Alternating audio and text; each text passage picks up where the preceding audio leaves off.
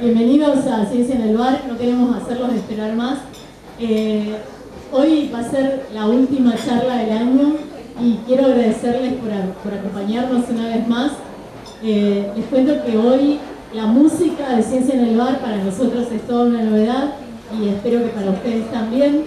Hoy nos acompañan 3 chicos que hacen freestyle. No sé si todos están al tanto de lo que es, pero bueno, acá los chicos les van a contar en qué consiste y cómo se hace. A mí me parece muy creativo. Así que bueno, ellos son Pepe, Bautista y Alejo, y los dejo en compañía de ellos. Bueno, buenas noches, ¿cómo están? Buen provecho para los que están cenando. Les comento, nosotros lo que hacemos se llama freestyle, viene acompañado del género del hip hop, del rap. Lo que nos trajo hasta acá es para venir a improvisar, o sea, poner una instrumental y nosotros en el momento, arriba de ella, y improvisar en el momento, que sería ponernos a rapear con lo que nos salga. Pues después nosotros les vamos a pedir que nos muestren algunos objetos, que nos digan algunas palabras, y vamos a ir haciendo todo en el momento para que vean que esto es 100% freestyle y es improvisado. Hablando de la charla que justo hay hoy en día, voy a decirte algo con sabiduría. Esto es lo que yo traigo con armonía. Ya me contagié de COVID, ahora contagio alegría. No sé si lo saben, no sé si ustedes ya lo entienden. Esto es lo que muestro, es el rap para que conserve, para que yo lo traigo, para dejarla duende. La cosa que conserve, para que ellos lo entienden. Es otro más de aquellos que ni ya lo cazan. Los divises que están en Haroldo y salieron de plaza. No sé si lo saben, yo rapeando ya en mi casa.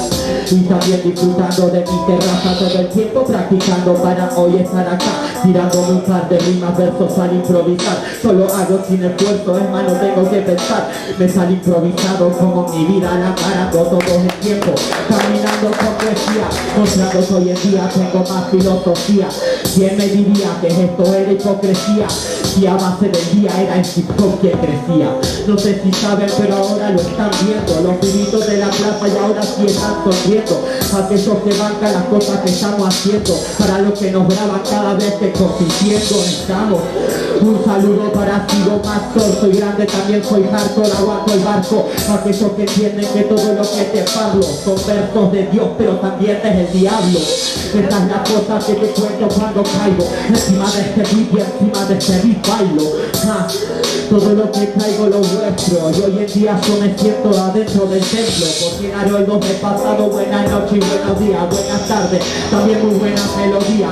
He estado compitiendo, llevándome la corona, y a veces tropezando, porque así son las personas. Nos caemos, también nos levantamos todo el tiempo. Lo hacemos así porque es el free, es el condimento que a mí me trajo para no estar tan muerto y sentirme vivo cuando estoy acá en un concierto. Porque aunque ustedes estén sentados y tranquilos, para mí es un concierto estar acá encima del poder, estar tirando un par de rimas. El rap de la plaza, el rap de la esquina, el mismo que hoy en día está acá, para que pueden se imaginen las cosas para contar. Solo mostrarlo, decime qué va a pasar, se lo paso a él, porque él también tiene un estar.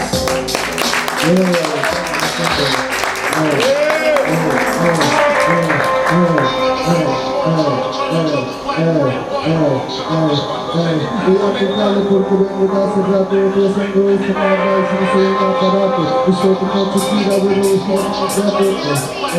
Siempre perro nunca gato. Entonces estamos hablando y todos los días me contrato. Y a veces por la mañana cuando firmamos contrato. Yo soy aquí, sigo soltando mi swing, sigo soltando mi swing. Guacho, si siempre fui así, ¿qué pasó?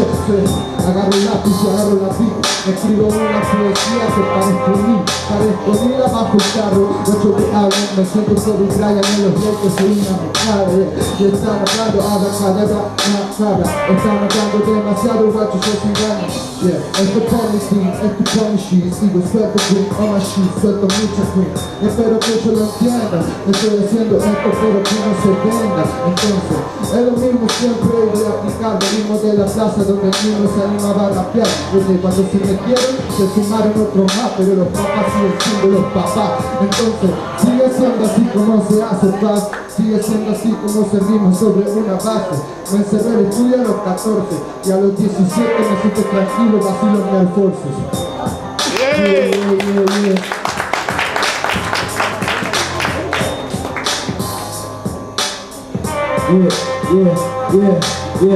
Voy a improvisar porque así lo hacemos. Me voy a desquiciar lo que sí podemos. Ahora tenemos que hacerlo.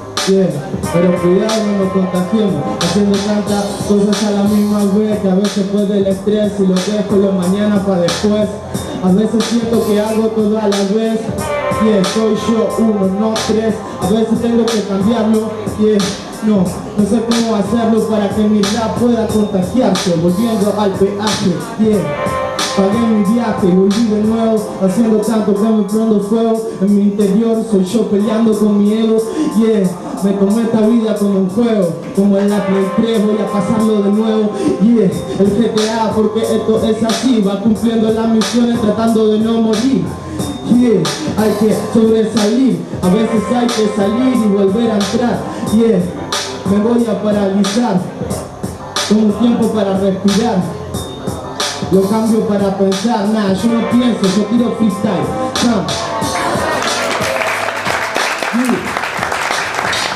Bueno gente, esto fue todo, un pequeño ratito, una demostración con lo que se pudo. Pudimos arreglar el tema de las bases, lo solucionamos. Así que nada, espero que les haya gustado. Y ahora le dejamos una charla que es demasiado interesante y es importante escucharla. Así que muchas gracias y nos vemos la próxima.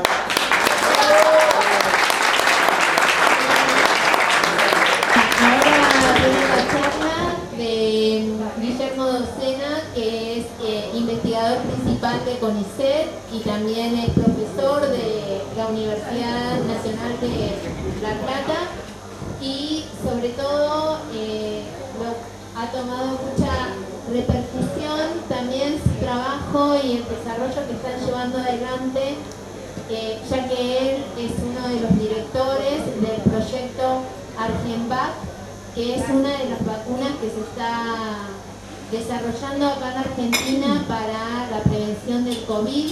Así que tenemos el orgullo y la suerte de tener acá en Chascomús uno de los protagonistas de lo que es el desarrollo de vacunas y todo lo que eso conlleva, sobre todo para esta enfermedad que, bueno, llegó para quedarse, me imagino. Así que, bueno, agradecerte porque mañana nuestro invitado va a tener una reunión con el presidente de la Nación, así que con Alberto Fernández. Tienen cita en la Casa Rosada justamente para hablar de esta vacuna que ellos están desarrollando. Es el nodo UNLP, o sea, Universidad Nacional de La Plata. Él es una de las caras visibles, pero hay muchas más personas que están trabajando en este desarrollo. Así que si que te hayas hecho un hueco para poder venir acá a Chascomús, desde La Plata, y bueno, obviamente te vamos a pedir que nos cuentes detalles también de lo que ustedes están desarrollando. Así que bueno, nada, agradecerte y te dejamos acá para que nos cuentes. Bueno, muchas gracias María, muchas gracias a usted, también un placer estar aquí con todo gusto. El año pasado, en el mes de marzo, o sea, cuando se decide cerrar las facultades y los institutos de CONICET, yo trabajo en el Instituto de Estudios Inmunológicos y Fisiopatológicos de la Facultad de Ciencias Exactas de la Universidad Nacional de La Plata. En marzo nos convoca el decano para tratar de hacer o juntarnos los distintos institutos de investigación de La Plata y en generar un proyecto único que sea una propuesta de la facultad. Entonces ahí se forma el grupo COVID Exactas y empezamos a trabajar en conjunto 7 institutos de CONICET con distinta experiencia. Había, bueno, nosotros que somos los únicos que hacen inmunología en La Plata, hay microbiólogos, biotecnólogos, virólogos, físicos, matemáticos, de todo, químicos. Entonces se formó un grupo muy interesante que obviamente hoy todavía lo seguimos manteniendo y bueno, eso nos llevó a generar muchas propuestas. Una de las propuestas fue generar un nodo del diagnóstico en La Plata, en la facultad, en la universidad, después se suma la Facultad de Veterinaria y Medicina, se hace un convenio con el Ministerio de Salud de provincia y ese fue uno de los nodos más importantes de La Plata para hacer diagnóstico por PCR. Entonces eso estuvimos trabajando mucho tiempo, después desarrollamos métodos serológicos para medir anticuerpos, ahora estamos terminando un método de detección de antígenos, esos métodos rápidos, los de las tiritas, y un biosensor también, un poquito más complejo. Hemos generado anticuerpos monoclonales y bueno, lo más reciente fue el proyecto de Argenvac, una vacuna para COVID, y eso se generó un poquito más adelante, después de casi todo un año de recorrido, cuando empezamos a ver que los trabajos que publicaban resultados de las vacunas que hoy sabemos que están funcionando eran muy coincidentes a una vacuna que nosotros veníamos estudiando. Yo trabajo en un tema que obviamente nada tiene que ver con esto, trabajo en inflamación intestinal hace ya 30 años de esto. Hice una estadía afuera en Londres y a partir de ahí empecé a desarrollar vacunas para enfermedades inflamatorias intestinales. Y bueno, ahí nos asociamos a un grupo, que era, en su momento era Roberto Salvareza, que era el director de un instituto en La Plata, que después fue el ministro de Ciencia y Técnica hace poco, y empezamos a trabajar con un grupo que trabaja en nanotecnología. Entonces probamos varias nanopartículas y en particular una de esas nanopartículas nos daba resultados que eran muy parecidos a las que ahora estamos viendo en esta vacuna, en las vacunas en general, y por eso decidimos encarar este proyecto, una vacuna para COVID. Entonces eso lo empezamos este año, en el mes de enero, en el mes de marzo comenzamos a inmunizar los ratones y bueno, y a partir de ahí se desarrolló todo lo que después les voy a mostrar más adelante. Pero bueno, un poco la idea de esto es ir... me gusta empezar la charla con este cuadro, esta pintura. Esto es de Peter Bruegel el Viejo, está en el Museo del Prado. Se llama El triunfo de la muerte, el siglo de oro de la pintura flamenca. Varios holandeses en esta época son muy famosos. Bueno, en esta pintura lo que se ve está retratando lo que era una pandemia en esa época. Y esta en particular es una pandemia, es la segunda de fiebre negra o peste negra. Hubo 3 pandemias de peste negra. Esta, como les decía, fue la segunda y fue la más importante y la que más cantidad de gente digamos, mató en el mundo. Se inició muy parecido a esta pandemia de ahora en el sudeste asiático. 800 años después, no, un poquito menos, 600 años después se supo que era producida por una bacteria, Yersinia pestis, de ahí el nombre de peste, pero fue muy parecido a lo que hemos visto en esta pandemia.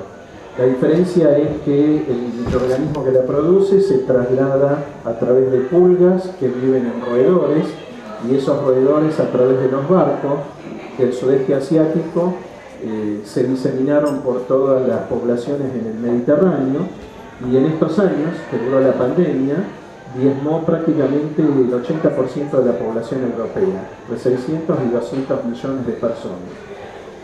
Entonces, ¿por qué? ¿A qué traigo esto? Bueno, fíjense, todo desolación, muerte, tremendo, pero así son las pandemias. O sea, ¿a qué traigo esto? A que el año pasado nosotros estábamos así. O sea, sin una vacuna, la pandemia iba a seguir el curso natural de que tienen todas las pandemias haciendo picos, y esto es lo que ocurrió con esta pandemia en particular. Y nosotros, ya les digo, hasta noviembre del año pasado estábamos con las mismas medidas de, digamos, de contención que había 600 años atrás. Higiene, si se puede decir que en esta época había higiene, distanciamiento que no lo había, obviamente que la forma de contagio era muy distinta, pero nosotros tampoco teníamos el año pasado métodos de testeo, sí sabíamos de qué se trataba, pero hasta que aparecieron las vacunas, la resolución era igual que esta, ¿no? Y por eso me gusta traer este cuadro como para que veamos la importancia, el impacto que tienen las vacunas en el desarrollo de procesos infecciosos emergentes como estos en esta época o el de COVID. Esto es muy general, voy a pasar muy rápido. Todos creo que sabemos lo que es un virus, es la partícula infectiva más simple, más pequeña. Tienen distintos tamaños según el virus, pero van de los pocos nanómetros a los 200 nanómetros. Este virus, SARS-CoV-2, eso tiene que ver con la vacuna también. Pero todos los virus están formados por un ácido nucleico, RNA o DNA, donde está toda la información que necesita el virus para replicarse, y eso está envuelto en una cubierta proteica, porque esto se degrada, esto es lábil, y necesita estar protegido para que no se degrade en el medio ambiente o en un organismo. Entonces esta partícula, para poder replicarse, como todos sabemos, necesita invadir células. Entonces, bueno, toda esa información, cómo invade la célula, qué hace adentro de la célula, cómo secuestra la maquinaria de la célula para generar miles o millones de nuevas partículas, está aquí. Y en esta, digamos, con el SARS-CoV-2 lo que estamos viendo es cómo funciona la naturaleza con los virus, sobre todo con las variantes y todo eso que ahora vamos a ir viendo. Entonces la idea es, esto es lo más, digamos, simple para generar algo que se replica en la naturaleza, se mantiene e invade distintos nichos.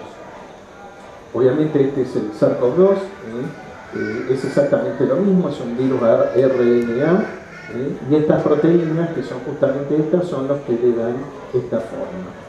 Entonces este virus, sabemos, tiene un RNA muy grande, de 30.000 pares de bases, es mucha información la que tiene, y tiene varias proteínas, no solo la proteína S, con distintas funciones, pero la que a nosotros nos interesa es esta proteína S, porque es la que le permite al virus invadir un organismo o una especie. En este caso lo hace a través de la mucosa orofaringea, inclusive la mucosa ocular también, y eso se debe a que esta proteína S ingresa por esa vía y tiene donde invadir una célula. Entonces esto también ya lo sabemos, cómo se transmite, o sea, ahora lo sabemos. Esto hace un año o en marzo del año pasado, febrero del año pasado, no sabíamos nada de esto. Pero bueno, hoy en día sabemos que se puede transmitir a través del aire, de las partículas del flujo que uno genera cuando habla, o también puede quedar disperso en el aire, y eso va a depender del tamaño de esas burbujas o de esas gotitas y cuánto tiempo perdura en el tiempo, pero también se puede depositar sobre superficies, y si uno lo toca, se lo lleva a los ojos, a la boca o a la nariz, el virus ingresa al organismo. Entonces todos sabemos que la forma de contagio es la vía aérea. El gran problema, que ahora lo vamos a ver, es que hay muchos individuos que no sabemos que están infectados y están transmitiendo virus, y bueno, eso es uno de los mayores problemas de este virus emergente. Entonces las formas de contagio hoy en día son perfectamente conocidas, y digamos, ¿por qué esa forma de contagio es la que prevalece para este virus? Y hablamos en principio de un virus respiratorio, no es un virus respiratorio, pero en principio sí por la forma de entrada, porque esa proteína S, como todos sabemos, se une a un receptor, el receptor AC2, que está en las células que recubren los epitelios de las mucosas por donde ingresa. Mucosa oral, mucosa nasal, mucosa ocular y también la mucosa del tracto digestivo. Entonces el virus ingresa por esta vía y enseguida encuentra una célula donde puede entrar a la célula, secuestra toda la maquinaria de replicación de ese RNA y de síntesis de proteínas, genera nuevas partículas y así se disemina por el organismo. Pero el tema es que a medida que el virus se va diseminando, se va activando el sistema inmune, ahora lo vamos a ver, estos receptores se empiezan a expresar en muchas células, y entre ellos las células endoteliales, en los vasos. Entonces es una enfermedad vascular, es una enfermedad que si no se la controla de entrada, con un sistema inmune como ahora vamos a ver, se disemina por todo el organismo, por los vasos, y eso es lo que genera las complicaciones de esta enfermedad. Entonces un poco con cómo ingresa el virus y qué es lo que hace el virus, uno puede entender cuáles son los síntomas que llevan a que uno sospeche que tiene este tipo de infección, ¿no? Entonces sabemos que hay muchos síntomas que son comunes, poco específicos, pero bueno, tienen que ver con esto, con la invasión de estas mucosas y sobre todo la activación del sistema inmune. Una de las cosas creo que más importantes que hemos aprendido nosotros con este virus es esto, la gran heterogeneidad que hay entre todos nosotros. El virus no tiene un poder patogénico elevado, el virus invade la célula, o sea, reconoce la célula, ingresa, se replica y cuando sale no la mata a la célula sigue viva. Entonces eso probablemente es una de las razones por las cuales este virus no tiene un poder patogénico elevado. Entonces en la mayor parte de las personas infectadas no produce nada asintomático o síntomas leves, justamente por eso. Entonces lo que se ve es que con un mismo virus y, digamos, con un poder de patogenicidad bajo, todos reaccionamos distintos. Y por suerte la mayor parte de la población reacciona en forma leve. No es casualidad, eso es evolución, así es como funciona la naturaleza con los virus. Y ahora vamos a ver otros ejemplos.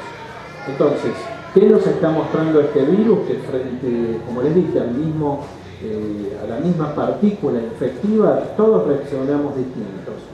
Y además que la infección agrava patologías que la persona que está infectada puede tener de base, las famosas comorbilidades, diabetes, hipertensión, obesidad, enfermedad inflamatoria, y la edad. Entonces el virus lo que está haciendo es agravar todas esas patologías. Por eso es importante conocer si una persona infectada tiene alguna de estos factores de riesgo, porque ahí la enfermedad va a dejar de ser leve. Y no solo ahora estamos viendo que hay una heterogeneidad frente a la infección, sino también frente a la respuesta inmune. Y eso tiene que ver con dos aspectos, en cómo reaccionamos cada uno de nosotros, nuestro sistema inmune frente al virus, y ahora también estamos viendo con las vacunas. Eso es una propiedad biológica de los seres vivos de cada uno de nosotros. Frente a la misma vacuna, uno tiene fiebre, el otro tiene dolor articular, el otro no tiene nada, el otro, qué sé yo, hay cefalea, etc. Entonces cada uno de nosotros somos una entidad biológica distinta que responde distinto frente a la infección y frente a las vacunas. Y una cosa que hemos aprendido y que nos llevó mucho tiempo el año pasado es que el curso de la enfermedad, o sea, si es una enfermedad leve, severa, o moderada o severa, inclusive si produce la muerte, depende de muchos factores, pero sobre todo depende de la respuesta inmune. O sea, la infección produce un cuadro leve, asintomático, pero la gravedad se da por la respuesta inmune del que se infecta, no por la infección. Y ahí tenemos un montón de factores, la edad, no es lo mismo si se infecta un adulto mayor, un chico, etcétera. El sexo, también aparentemente no es lo mismo hombre y mujer, carga viral, obviamente, la genética de cada uno, infecciones previas, el tiempo que demora esa infección, etc. Entonces, bueno, esto es una enfermedad severa, o sea, en un bajo porcentaje, ahora vamos a ver, de la población puede producir una neumonía. Esa neumonía, fíjense que se produce por infiltración de células en el parénquima pulmonar. Esto es un parénquima normal, pocas células, mucho espacio aéreo, intercambio de aire. Bueno, esto es lo que pasa en una persona con una neumonía o una COVID moderada o severa. Mucho infiltrado celular, esto es sistema inmune. Lo mismo acá podemos ver con esta imagen. Este es el pulmón de una persona con una COVID severa. Entonces, en el 80% de la población pasa como una enfermedad leve o asintomática, lo que les dije recién. Por suerte es así. En el 20% restante es una enfermedad severa y dentro de este 20%, de un 3 a un 5, es crítica y produce la muerte. Entonces, el curso de la enfermedad, si uno grafica el tiempo, o sea, a partir de que una persona se infecta versus la gravedad de la enfermedad, la curva puede seguir esta conducta o esta trayectoria. En la primera etapa, o sea, lo que se llama el estadio 1 o etapa 1, ahí es donde el virus es el que genera esos síntomas leves, una congestión, una fiebre, o no produce nada. Ahora vamos a ver de qué depende. Ahora, si eso avanza, si esa actividad viral avanza, no se controla el virus, ahí va a tomar, digamos, importancia la respuesta inmune del individuo infectado y sobre todo por los procesos inflamatorios. Entonces, la patología severa es esta, en estadios 2 y 3. Entonces, la COVID severa no se debe a la infección viral, sino a cómo reaccionamos, cómo reacciona cada uno frente a la infección del virus. Está claro que el virus no hace prácticamente nada. Entonces, una forma de entenderlo, esto lo voy a pasar bastante rápido, es que en la mayor parte de los, digamos, de la población, el 80% que se infecta, la respuesta inmune funciona en forma controlada, en forma regulada, como corresponde, se activa el mecanismo que corresponde, inmunológico, ahora vamos a ver, a los tiempos que corresponde, con la intensidad que corresponde, y se logra controlar la carga viral y uno está en un estado que se llama de homeostasis. Se activa el sistema inmune y se regula como corresponde. Ahora bien, hay dos situaciones. Una es donde el sistema inmune es deficiente. Entonces se ha encontrado que muchas personas con inmunodeficiencias desarrollan COVID severa, y hay otras en donde la inmunidad está exacerbada, o sea, lo contrario de esto. Y aquí también se produce patología. Entonces hay ejemplos de las dos situaciones o los dos contextos. Hemos tenido suerte, que en realidad no es suerte, sino es evolución, es naturaleza, que en el 80% de las personas funciona de esta manera. Y en ese otro 20% ocurre esto o ocurre esto. Esas son las comorbilidades. Entonces fíjense que en las dos situaciones el sistema inmune está involucrado y en las dos situaciones la carga viral no se controla como corresponde. El tema es entender por qué una persona que puede estar controlándola como corresponde, de repente en 2 días o de un día para otro pasa una patología para un lado o para el otro, y la otra es, bueno, en cuanto a las terapias, cómo hacemos para revertir esta situación. Esto hoy se conoce, se maneja, se sabe bastante, pero digamos, esto yo el año pasado no lo podría haber ni explicado ni entendido. Después, si alguien quiere ver algún detalle de todo esto, no hay problema. Entonces, bueno, ¿qué característica tiene este virus? Esta es la primera, infecta humanos. Y todos sabemos que el coronavirus está en muchas especies, se habla de más de 100 especies animales, y lo que tiene este coronavirus, que nos ha mostrado en las últimas 3, digamos, esta es la tercera pandemia de coronavirus, es que tiene una capacidad de mutación, que es lo que estamos viendo con las variantes, una capacidad de mutación que, si bien es mucho menor que otros virus, como influenza o HIV, esa capacidad de mutación lo que hace es le permite saltar de especie. Entonces todos sabemos que este virus está en los murciélagos, probablemente saltó al pangolín, otro saltó a los camellos, el otro saltó a un gato que se llama Civet, eso es SARS-1, MERS, SARS-2, distintos coronavirus. Entonces el virus lo que hace es va de una especie a otra y así se perpetúa en la naturaleza. Va cambiando en particular esa proteína S, y en el 2002 con el SARS, que ahora lo podemos decir SARS-1 o este es el 2, en el 2002 se describió un coronavirus, uno de los coronavirus, que mutó la proteína S y esa mutación le permitió unirse al ACE2 humano. Entonces probablemente antes teníamos, y hoy en día también tenemos, otros coronavirus que no nos producen patología severa, porque entra de otra manera a la célula, infecta distinto, en distinta intensidad, etc. Pero cuando la naturaleza encuentra en esas mutaciones, que son siempre al azar, encuentra una combinación o genera un virus que tiene una cierta capacidad o afinidad de unión a un receptor y eso permite invadir a otra especie, así es como se va perpetuando. Y así funciona la naturaleza con los virus, con todos los virus. Va cambiando y va probando. Salta de especies a otras. SARS-1 comenzó con un brote epidémico siempre en sudeste asiático. Eso tiene que ver por el hacinamiento de gente y el hacinamiento con animales. Entonces, las chances que salte de una especie a otra es mucho más fácil. Ese virus desapareció enseguida, no nos dio tiempo a hacer una vacuna. Enseguida desapareció. Tenía una tasa de mortalidad de 10%, más que esta.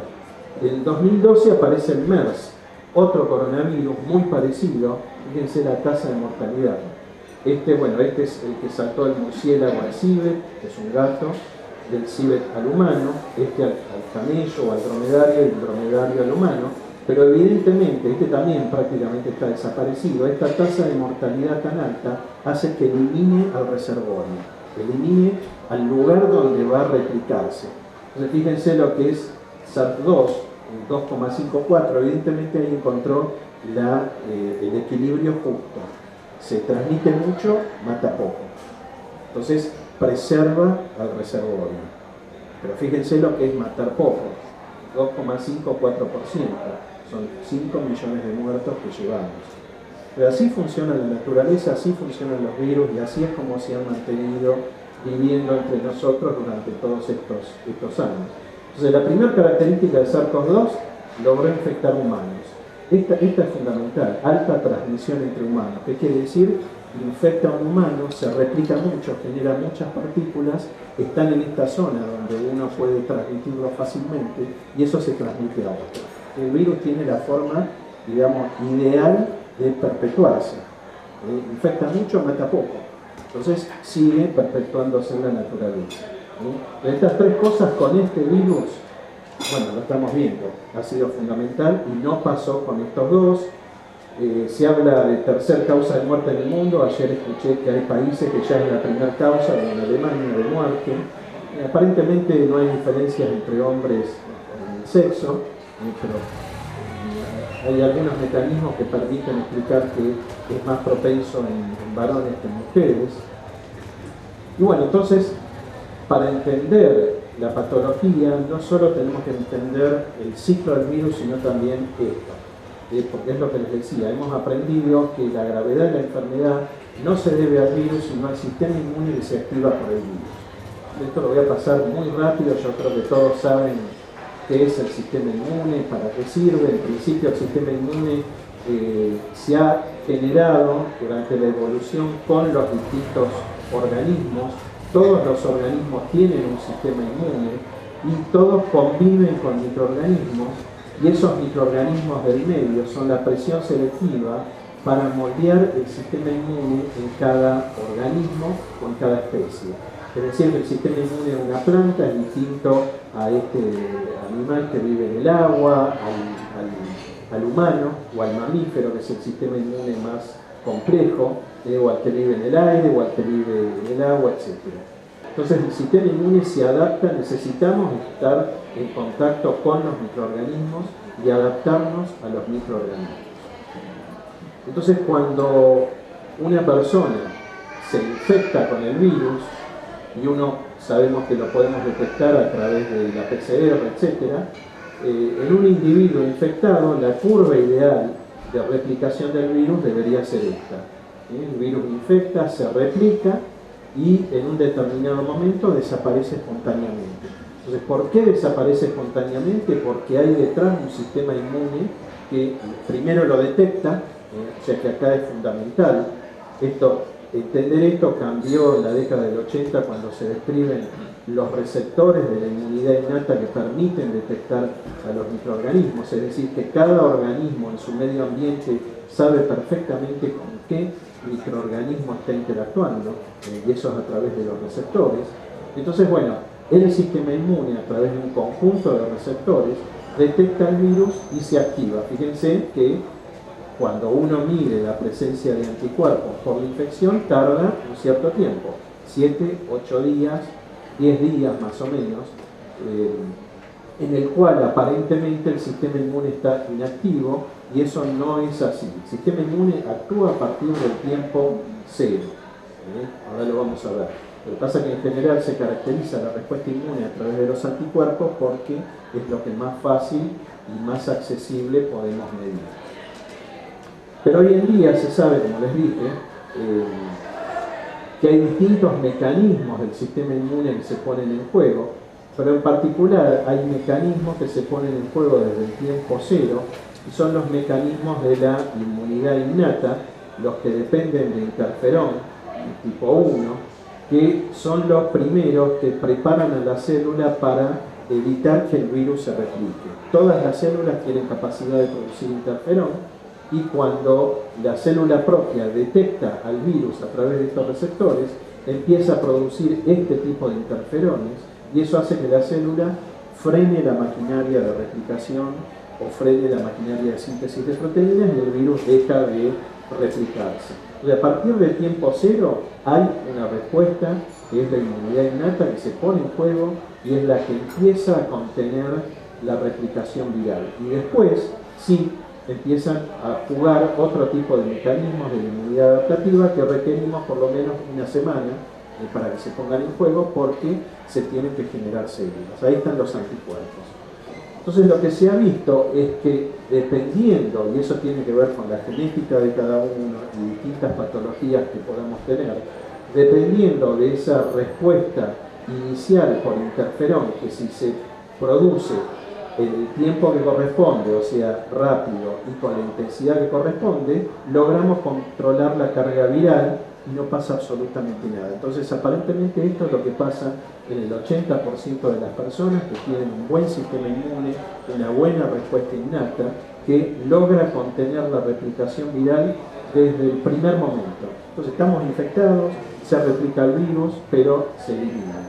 Ahora, cuando esa respuesta se produce en forma tardía o por algún problema, después si quieren lo vemos, con una menor intensidad, ahí tenemos la enfermedad severa. Pero fíjense cómo, entonces, frente al mismo virus, según cómo reaccionamos nosotros, lo vamos a contener o no. Esto es la enfermedad severa. No depende del virus, sino de cómo reacciona esa respuesta innata. Y ahora se sabe perfectamente cuando el virus ingresa por la mucosa oral, nasal u ocular, en esta mucosa o en estas mucosas están concentradas esas células del sistema inmune, linfocitos, células dendríticas, macrófagas, etcétera, que son los que se encargan de generar o de activar esa respuesta inmune. Entonces, a partir que el virus ingresa al organismo, desde el tiempo cero el sistema inmune está funcionando, está detectando la presencia del virus. Entonces, cuando uno habla de inmunidad, tiene estos dos escenarios: la inmunidad frente a la infección, que es lo que les dije.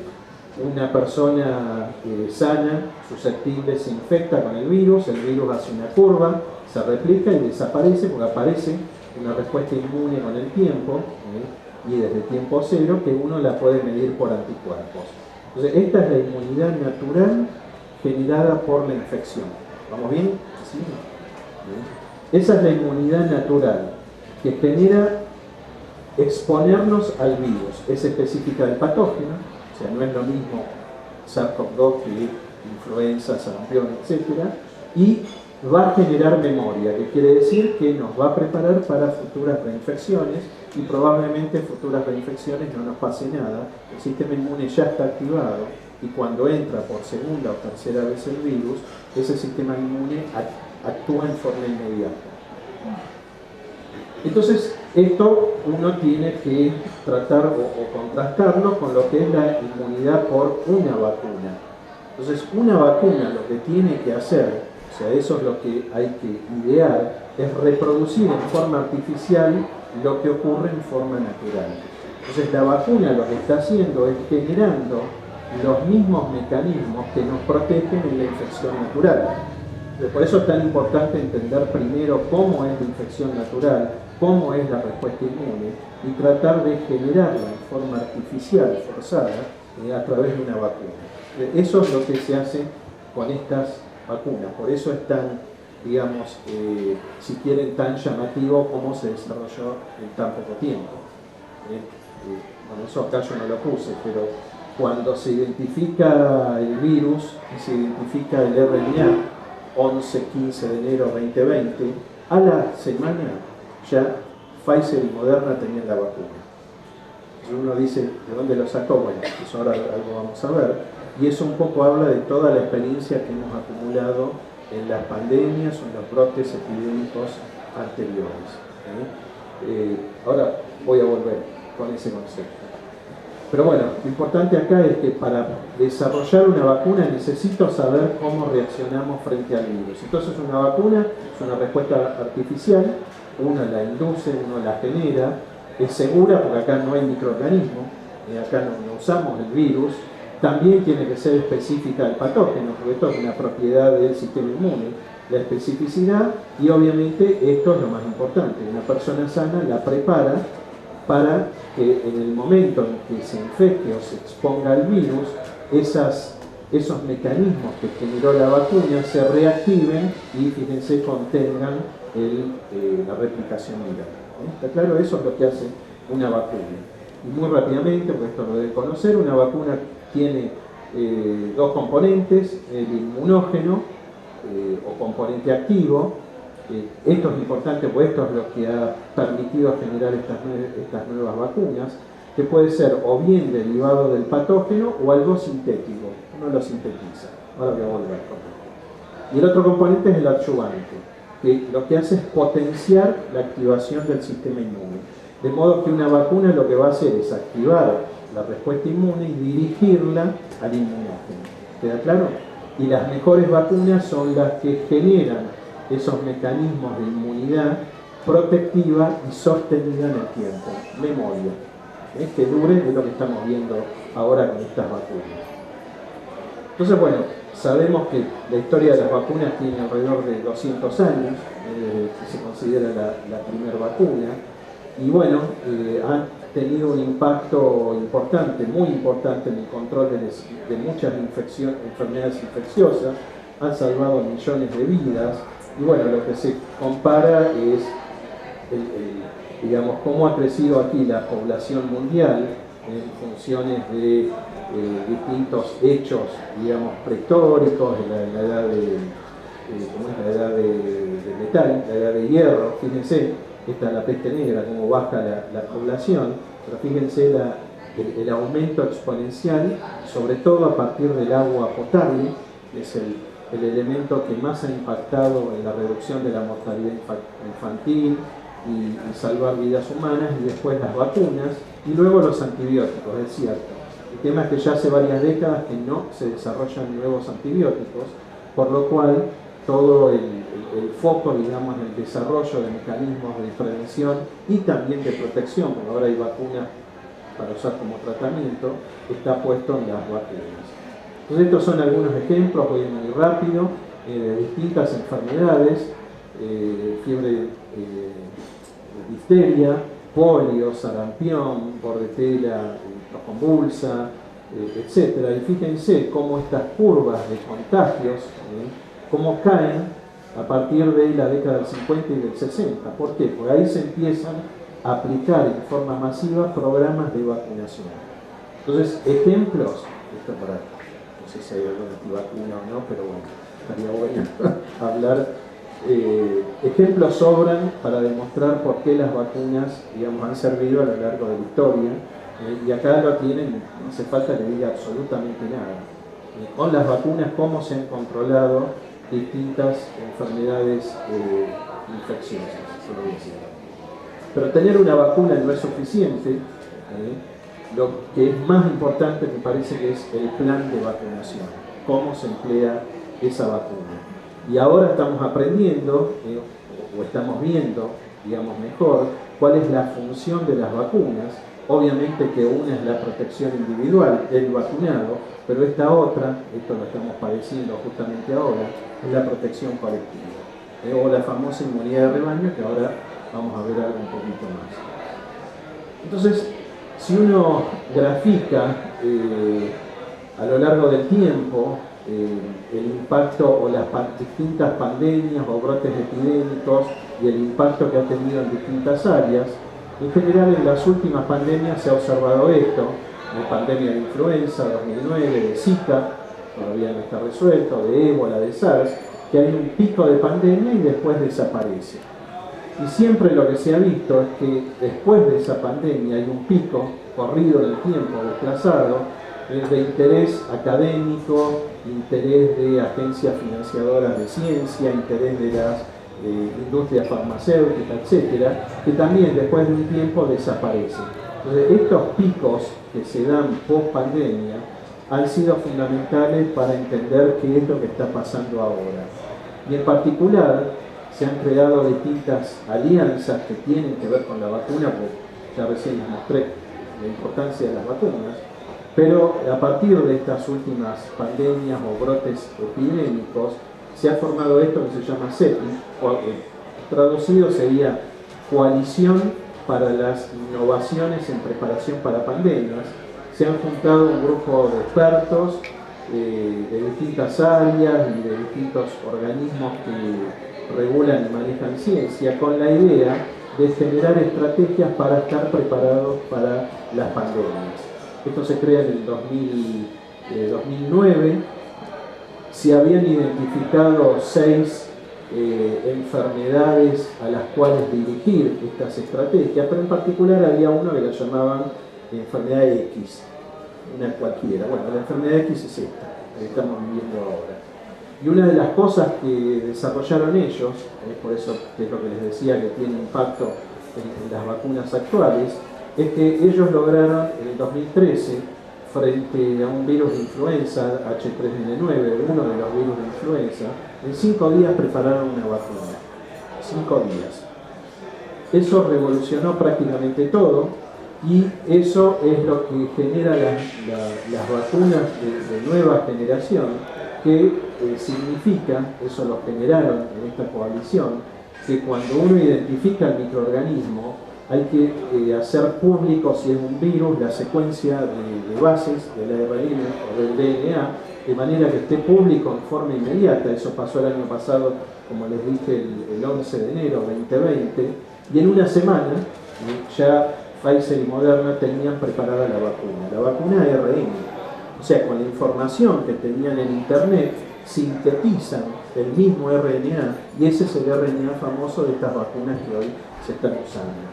Entonces, eso, digamos, es uno de los principales aspectos que permite entender por qué. En este gráfico es muy interesante, porque a lo largo del tiempo, de nuevo, si uno grafica para cada patología cuándo se identifica el microorganismo y cuándo aparece la vacuna, en los casos que haya aparecido, en HIV llevamos 40 años y no hay vacunas, fíjense que ese lapso son décadas. La vacuna en menos de 12, 15 años es muy poco común. Las más rápidas han sido las de paperas y ébola, 4 años. Entonces, si uno compara las distintas vacunas, fíjense lo que es SARS. 9 meses, llegó en 9 meses. Entonces, ¿eso es casualidad? No.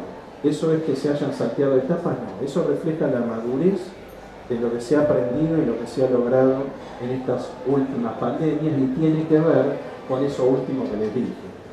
Entonces, Pfizer, Moderna y CanSino también, en el mes de enero ya tenían la vacuna diseñada, a fines de enero empezaron a probarla en animales, en marzo empezaron con los ensayos clínicos, 2 meses, nunca había pasado en la historia, y en noviembre, el 9 de noviembre, informan los datos de eficacia. Entonces ahí nos quedamos todos absolutamente sorprendidos cuando se esperaba tener eficacias que en general tienen las vacunas de un 50-60%. Ahí empezamos a ver números de 90, 95, 91. ¿Esto qué? Bueno, todo esto son todas estas nuevas vacunas. Entonces, el hecho, digamos, histórico no es que solo se hicieron en tiempo rápido, sino en vacunas que son distintas a las que estábamos acostumbrados.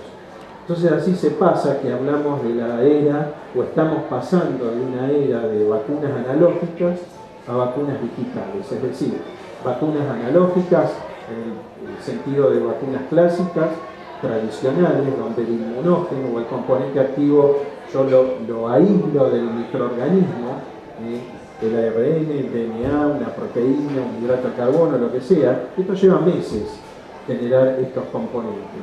Frente a las vacunas digitales, donde tengo que digamos, colocar en el dominio público la secuencia de bases del ARN o del DNA, y en 5 días yo tengo el gen sintético y tengo la vacuna. Esto es revolucionario. Y obviamente esto para una empresa donde tiene también fines obviamente económicos, esto es crítico. Sí. Tengo una pregunta. Tenía entendido que la vacuna de Sinopharm es con un virus atenuado. ¿Es correcto o no? Virus muerto. Virus muerto. Virus atenuado del SARS-CoV-2 no hay. Está bien. Con el virus muerto. Pero en ese caso estaría más en el caso analógico y sin embargo fue un periodo breve. ¿Es correcto esto lo que estoy diciendo o no?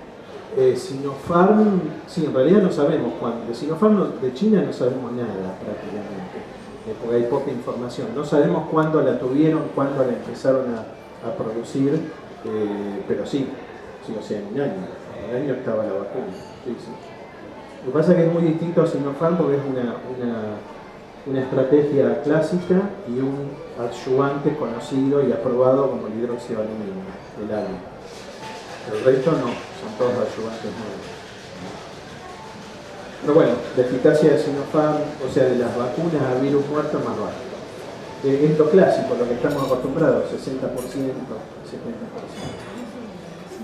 Entonces fíjense, como les decía, en noviembre informan la eficacia de Pfizer, a los 10 días la de Moderna, en diciembre se empiezan a autorizar, no a aprobar, sino a autorizar. Y ahí se empieza a vacunar. Esto realmente es sorprendente, ¿no? Cada vez que doy una charla me fijo y son siempre distintos los números. ¿Qué es esto?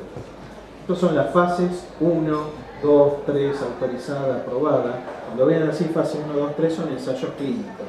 O sea, cuántas vacunas se están probando en humanos en fase 1, cuántas en fase 1, 2, fase 2, fase 2, 3, después si quieren vemos qué significa.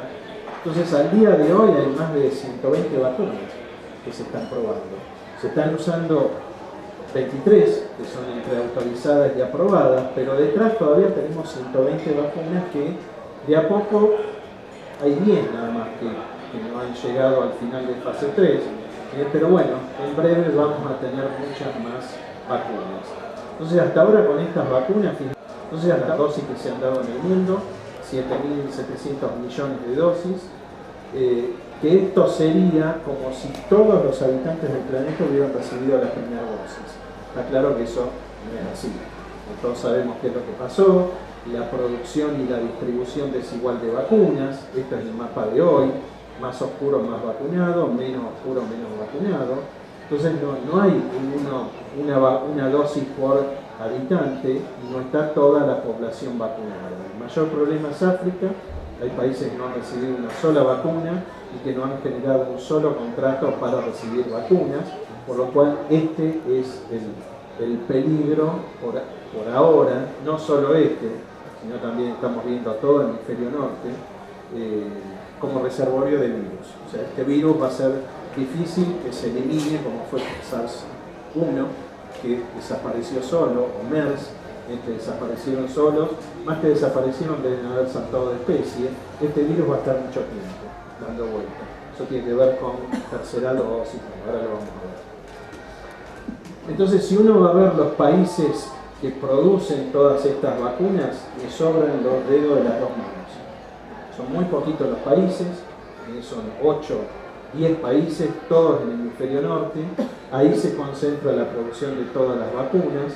La mayoría ha priorizado la vacunación de sus poblaciones. En pocos países han priorizado la distribución de las vacunas, y bueno, eso un poco tiene que ver con esto, y también tiene que ver con la situación actual. No haber vacunado a todo el planeta en forma masiva ha generado, bueno, en India sabemos la variante Delta. Entonces, bueno, resumiendo, ¿qué hechos nos está dejando, que era un poco el título de la charla, ¿qué nos está dejando esta pandemia? Si bien una pandemia nunca deja algo positivo, ya todos lo sabemos, pero bueno, con respecto a la vacunación se han producido hechos inéditos. Es la primera vez que se vacuna durante la pandemia, gracias a lo que vimos, al desarrollo rápido de las vacunas. Nunca antes se había vacunado durante la pandemia. Esto que tiene que ver con la distribución, es la primera vez que un único medicamento es requerido por todo el planeta y al menor tiempo posible. Eso tiene que ver con la distribución y las decisiones de distribución. Quedan nuevas plataformas de vacunas, sobre todo las de ARN, la primera vez que se prueban vacunas de ARN en un proceso infeccioso. Sí se estaban estudiando en enfermedades tumorales, pero un proceso infeccioso es la primera vez, y fíjense con la eficacia que, que ha resultado, como les dije, totalmente inédito, nadie se lo esperaba. Entonces, bueno, esta pandemia nos está dejando muchas enseñanzas para otras pandemias que van a haber otras. Y esto también lo hemos ido aprendiendo, qué hacen las vacunas, que esto de entrada no teníamos idea, pensábamos que las vacunas protegían de la transmisión, el vacunado no se infectaba y no contagiaba, no es así. Hoy en día sabemos que el vacunado se puede contagiar si está frente a una persona infectada y va a transmitir. Como eso en la fase 3 no se estudia, no se hisopa a toda la gente todos los días, eso no se sabía, pero es algo que estamos viendo. Entonces la principal característica de las vacunas es esto, que en general es lo que se busca en cualquier vacuna, evitar la enfermedad severa, no que se contagie, sino que no tenga una enfermedad severa, que no termine en un hospital y que no se muera. Entonces estas vacunas están haciendo eso. Esto, digamos, con qué intensidad lo van a generar depende de cada población, eso también lo hemos visto a lo largo del tiempo, la eficacia de protección en una población es distinta a otra. Depende de la vacuna, depende de las variantes virales que estén circulando, depende del plan de vacunación. Por ejemplo, haber dilatado la segunda dosis fue fundamental acá para contener Delta, que no es lo mismo dar una segunda dosis el día 21 que a los 3 meses. Entonces fíjense todas las variantes que uno tiene que considerar para entender qué es lo que está pasando. Es sumamente complejo, pero bueno, todo aprendizaje. Y ahora sabemos que la transmisión no se va a evitar con las vacunas, sino que lo que sí hacen las vacunas es frenar la transmisión, no la evitan, la frenan, la disminuyen. Pero hoy sabemos que las vacunas son un escudo para la transmisión del virus, es lo que está pasando acá. Entonces, tanta gente vacunada lo que hace es frenar la transmisión del virus. ¿La llevamos a hacer o no? Es imposible. Las vacunas no tienen 100% de eficacia, hay gente sin vacunar, pero sí, cuanto más gente vacunada hay, menos virus se transmite. El vacunado frena la carga viral. Sí. Sí. ¿Qué está haciendo el resto del mundo con África que no les mandan vacunas? Porque si sabemos que eso va a replicar en todos nosotros. Y ahí para mí es una falla grave de la Organización Mundial de la Salud. Ellos son los que tienen que si una empresa privada no le interesa regalarle o venderle una vacuna, bueno, que la OMS la compre y la distribuye. COVAX se creó para eso, fracasó. COVAX se creó para evitar lo que pasó con influenza, que aparecieron las vacunas al año que se había controlado la pandemia. Muchos países recibieron vacunas al año y eso fue tremendo. Tuvimos suerte porque ahí había un tratamiento, el Tamiflu, acá no. Entonces, para evitar eso se creó COVAX, que lo integra países del hemisferio norte, después países del hemisferio sur, Argentina, Brasil, y la idea era esa.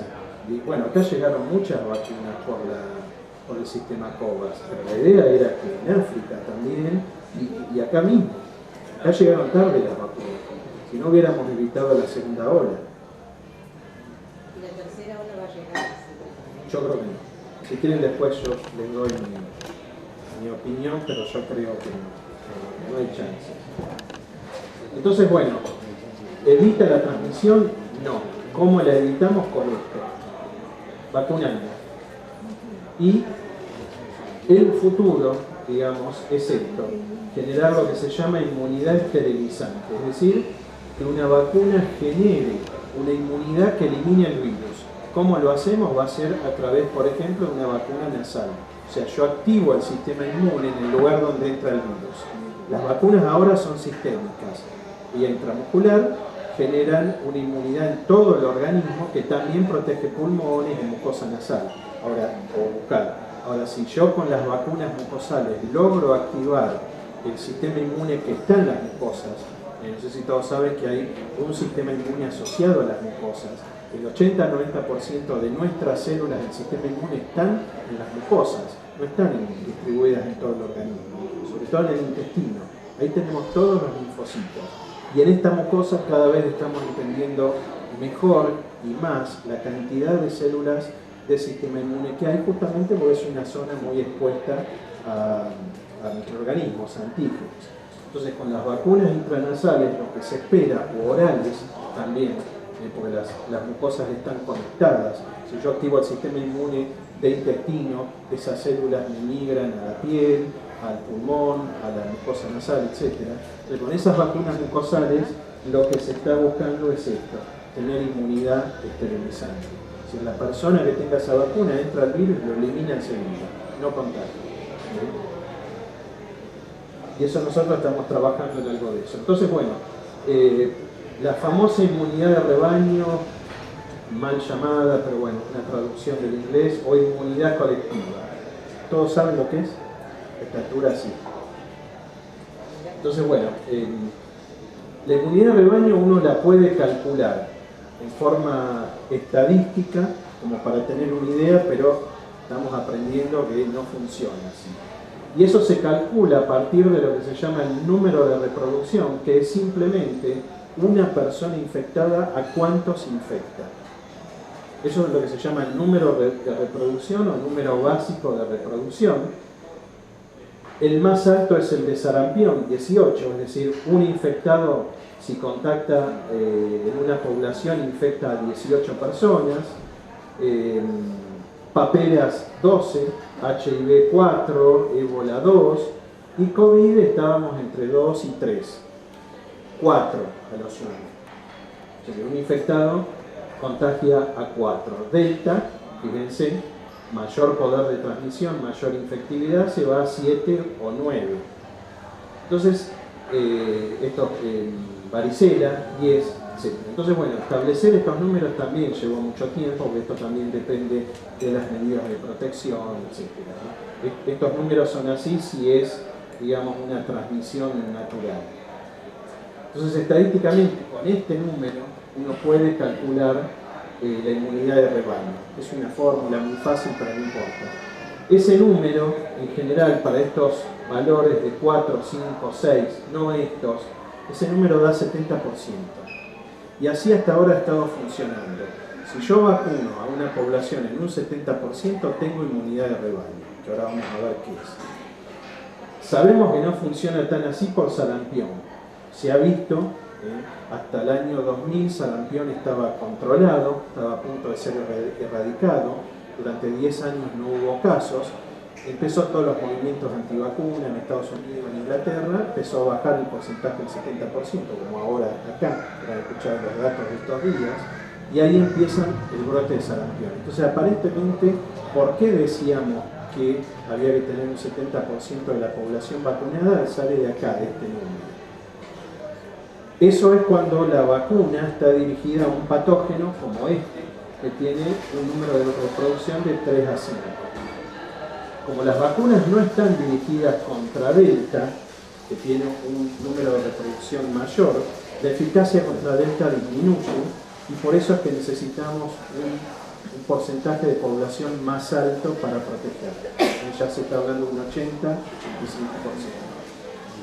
Entonces, ¿qué es la inmunidad de rebaño? Tengo una población no vacunada, no infectada, antes de que apareciera SARS-CoV-2, aparece el caso 0 o aparece un caso, y con el tiempo enseguida infecta a toda la población.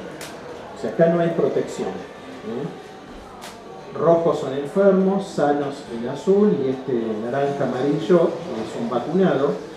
Y entonces, a medida que avanza la enfermedad o avanza la vacunación, muchos de estos individuos en la población empiezan a estar protegidos, ya sea porque se infectaron o porque se vacunaron después de diciembre o antes de diciembre.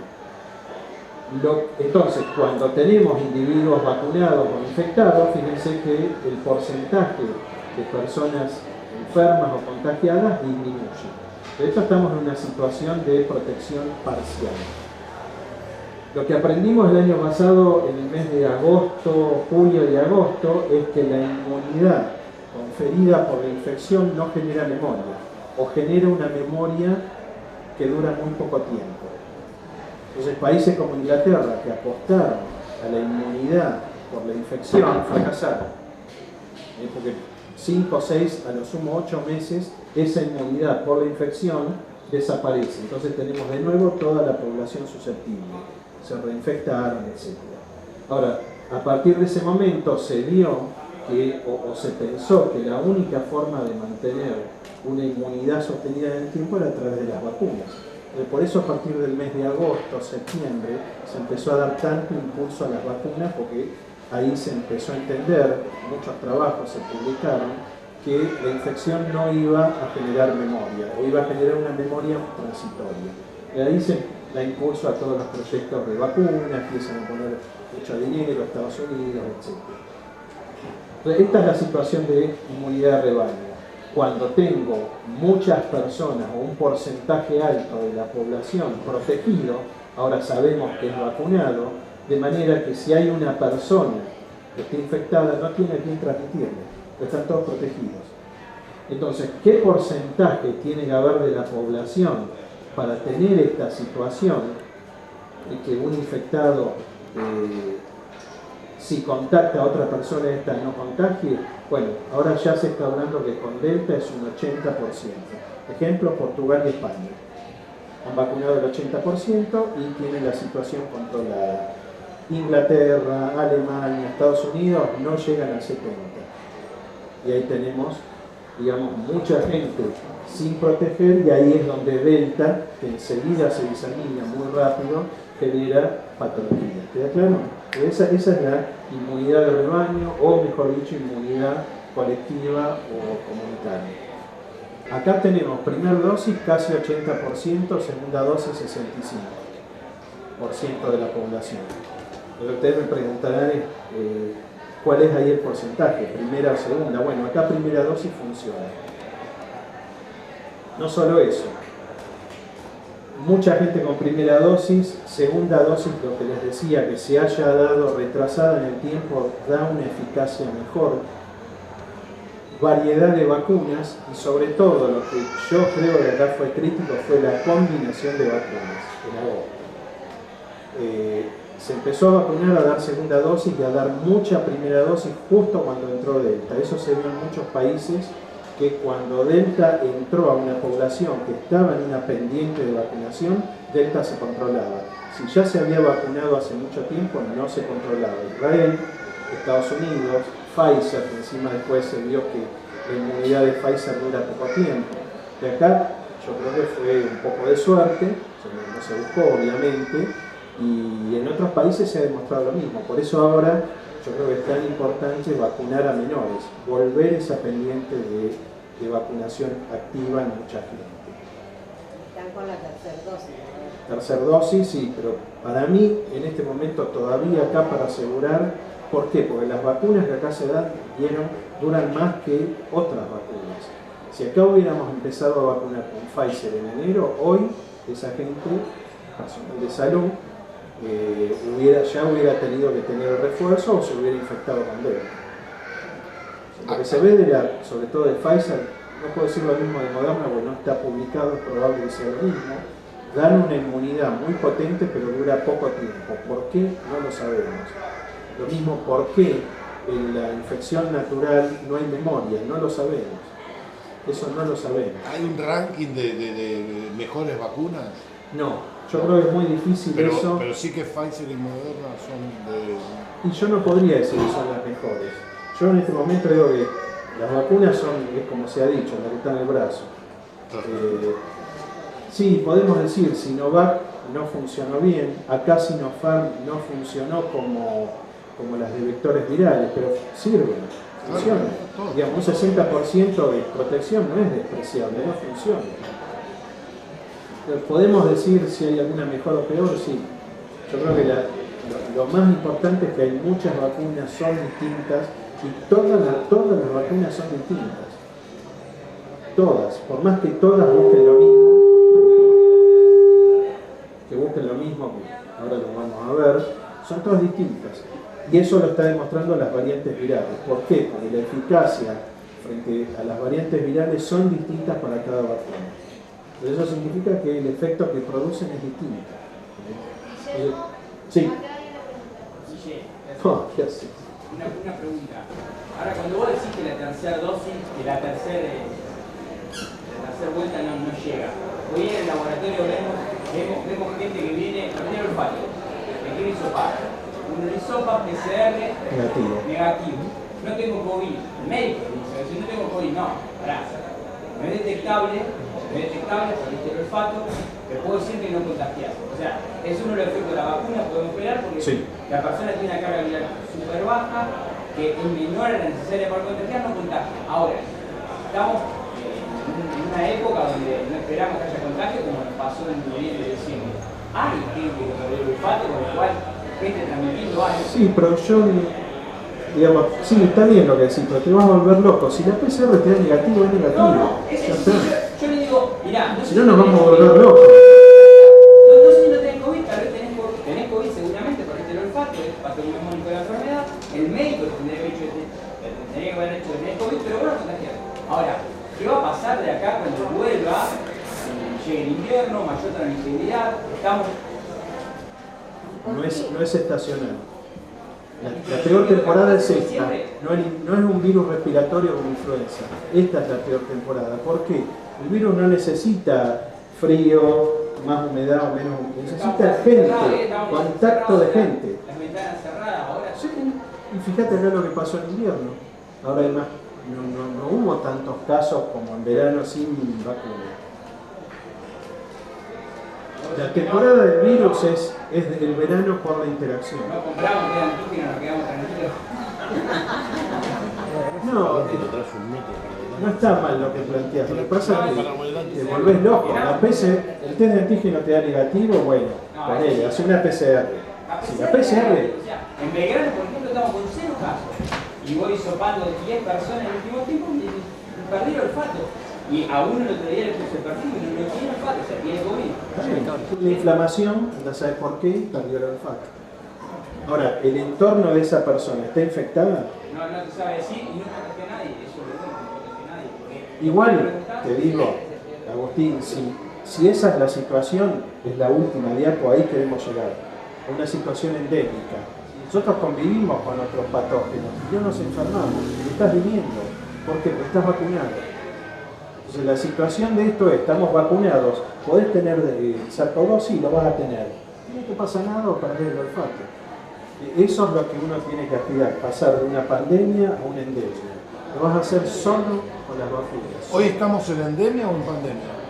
Para mí, lo que pasa es que es medio complicado decirlo, pero porque todavía necesitamos vacunas más protección. Si hoy se largan a decir que estamos en inmunidad de rebaño y en endemia, todo el mundo va a dejar de usar barbijo y... Porque lo escuché por ahí, por algún medio. Sí. Sí, yo si me apuran, yo les digo estamos en endemia y estamos en inmunidad de rebaño. Me falta todavía, no llegamos al 80% de vacunados. Y en el caso, por ejemplo, mío, yo me vacuné en enero de 2020, yo me sigo midiendo en mi cuerpo. ¿Tenés alto? Siempre tuve bajito, soy ahí cortito. Pero sigo igual. Del tercer mes hasta ahora, sigo igual. O sea, ¿y hasta cuándo? Nadie sabe. Nadie sabe. Vos tenés vacuna, fiebre amarilla toda la vida. Nadie lo sabe. Y por otro lado, que vos no tengas anticuerpos no quiere decir que la vacuna ya no funcione. O vos tenés la célula, la médula ósea. Entonces, ese es otro problema. Por eso recomendamos no medirse anticuerpos. Porque a los 2-3 meses el anticuerpo baja siempre. No podemos cargar en sangre todos los anticuerpos que generamos. Entonces, ¿cómo regulamos eso? Generamos células de médula ósea, dejan de producir anticuerpos y cuando aparece el virus, enseguida explota. Entonces, que vos no tengas anticuerpos no quiere decir que no funciona. Muchas Sinopharm, por ejemplo, hemos probado que tarda en producir anticuerpos y después desaparecen, requiere una inmunidad celular altísima. Porque si no anda, funciona. Y ahora les voy a mostrar, y mucho más creo que no vamos a hacer, si no, me van a odiar. Yo quería hacer una pregunta que Sí. se escapa un poquito de trabajo. Al comienzo de la charla vos dijiste que las superficies contagian. ¿Todavía? Sí. Si hay alguien que está hablando y queda virus en la superficie y uno pasa y se lo lleva a la boca, sí. ¿Cuánto dura? Depende de la superficie cuánto dura el virus. Y aparentemente lo que se dice es cuanto más rugosa es, menos dura. Se deshace por la cubierta. Si es un acero, una mesada de acero, dura más, si es un vidrio, dura más. Y por eso todavía alcohol y todo eso, no hacer esto. Bueno, esto ya lo saben, cuántos tipos de vacunas hay. Todas esas 100 y pico de vacunas apuntan a lo mismo, generar anticuerpos que se van a unir. Esta es la proteína S, que está en la superficie, tiene una partecita que se llama RBD, que nuestra vacuna es hecha con esto, lo voy adelantando. Todas las vacunas están enfocadas a generar anticuerpos contra esto, de manera de evitar la unión del virus al receptor. Todas las vacunas buscan exactamente lo mismo, por eso es un error decir que todas las vacunas son iguales, porque todas generan anticuerpos y nosotros medimos anticuerpos. Eso es un error. Hay vacunas que funcionan a través principalmente de los anticuerpos y otras no. Un poco más técnico si quieren. Después lo vemos. Estos son todos los mecanismos que se ponen en juego en una vacuna, no los voy a volver locos con esto, pero bueno, este es uno. Son 5 mecanismos, este es uno: generar anticuerpos que bloquean la entrada a la célula, que posibilitan la eliminación del virus, pero la inmunidad celular es fundamental. Por eso cuando yo les dije, cuando empezamos a analizar los mecanismos de estas vacunas para caracterizarlas, todas están basadas en generar o en ver linfocitos T, productores de interferón, porque bueno, estas células son fundamentales para tener buenos anticuerpos, para tener buenos linfocitos TCD8, que es la célula principal para eliminar una célula propia infectada, y después el tercer mecanismo es generar células de memoria. Entonces, si nosotros vamos a calificar una vacuna solo por esto, es un error. Y esto lo estamos viendo con las variantes. ¿Por qué? Porque las vacunas están todas desarrolladas contra la variante original, la Wuhan. Ninguna está contra Delta, contra Manaus. Y esas vacunas justamente lo que difieren, esos virus, esas variantes, lo que difieren son estas proteínas. Generamos una vacuna contra una proteína y ahora esa vacuna tiene que funcionar contra otra. Por eso en todas las vacunas frente a las variantes la eficacia baja. Y por eso necesitamos 2 dosis. Para mejorar, para generar memoria, para generar mejores anticuerpos. Y Delta en el mundo está funcionando con 2 dosis. Acá con una dosis. Una dosis se frena Delta. Es difícil de explicar. Pero bueno, esto es lo que logró las vacunas. Números de Estados Unidos, contagios, se empieza a vacunar mediados de diciembre, fines de diciembre, desaparecen los contagios, desaparecen las hospitalizaciones. Esto es lo que logró estas vacunas. Y podemos dividir la pandemia en pre-delta y post-delta. Fíjense, mes de julio, no lo ven, esto es Inglaterra, se empieza a vacunar, desaparece, julio, aparecen de nuevo los contagios, las muertes no. O sea, la gente se infecta pero no se muere. ¿Por qué? Porque se infectan principalmente ahí vacunados. Entonces protege de nuevo de enfermedad grave y protege de muerte. Inglaterra lo mismo, Estados Unidos lo mismo. Se comienza a vacunar, desaparece, julio, otra vez los casos, y acá sí el número de muertes aumenta porque Estados Unidos en ese momento estaba en un 60, igual que ahora, prácticamente no cambió, 60-70% de vacunación, lo cual son 100 millones de no vacunados. 30% de población de Estados Unidos sin vacunar son 100 millones de personas. La mayor parte de estas muertes es en no vacunados. Es lo mismo que tenemos acá en Estados Unidos. En este gráfico, fíjense acá entró Delta, contagios no vacunados, vacunados, muertes no vacunados, vacunados. Entonces Delta lo que está mostrando es la diferencia entre vacunarse y no vacunarse. Es muy clarito. Y esto es lo mismo por edad. Fíjense, de 12 a 17, 18 cada 10 años. Cantidad de infectados, principalmente de 12 a 17, es el pico más alto, menos mayores de 80. Fíjense la cantidad de fallecidos, principalmente en gente mayor de 80. Estos son vacunados, aún vacunados, hay muchos que pueden tener una enfermedad severa, por la edad, por la inmunosenescencia, etc. Si uno compara, Estados Unidos hace estos cálculos que es fabuloso, es muy gráfico. Si uno compara las 3 vacunas que tiene Estados Unidos, las 3 son igual de eficientes para controlar contagios, pero bueno, la de Johnson & Johnson es menos eficiente para controlar muertes. Vacunas a una dosis con Delta no funciona. Hay que tener 2 dosis. Entonces bueno, esto es lo mismo que les dije recién. El Delta muestra la diferencia, número de contagios, personas no vacunadas versus personas vacunadas. El vacunado se contagia con Delta y no hay muerte. Y esto también es muy interesante, y esto tiene que ver con la vacunación de menores, menores de 18, que es lo que primero se aprobó. Fíjense, esto también es porcentaje según el país, según el tiempo. Inglaterra tardó en vacunar menores, es el que está más bajo. Fíjense en Inglaterra el número de casos en adolescentes y número de casos en las distintas edades. Se impactó al no vacunar menores de edad, eso impacta en el número de contagios y el número de contagios en estas edades, y también aumentaron todas las otras. Entonces vacunar menores es fundamental. O sea, los menores de 18 van a tener enfermedad severa menos que el adulto, pero el tema es que es fuente de contagio, reservóla. Entonces protejámoslo, vacunémoslo para proteger al resto de la población. El ejemplo argentino es inmunidad de rebaño. Para llegar al 80, si no vacunamos menores, no llegamos más. Porque mayores de 18 años es el 70% de la población. Entonces, para llegar al 80 tenemos que vacunar menores de 18. Por eso es tan importante acá. Por más que digan, no me voy a infectar, pero bueno, necesitamos vacunarlos para proteger al resto.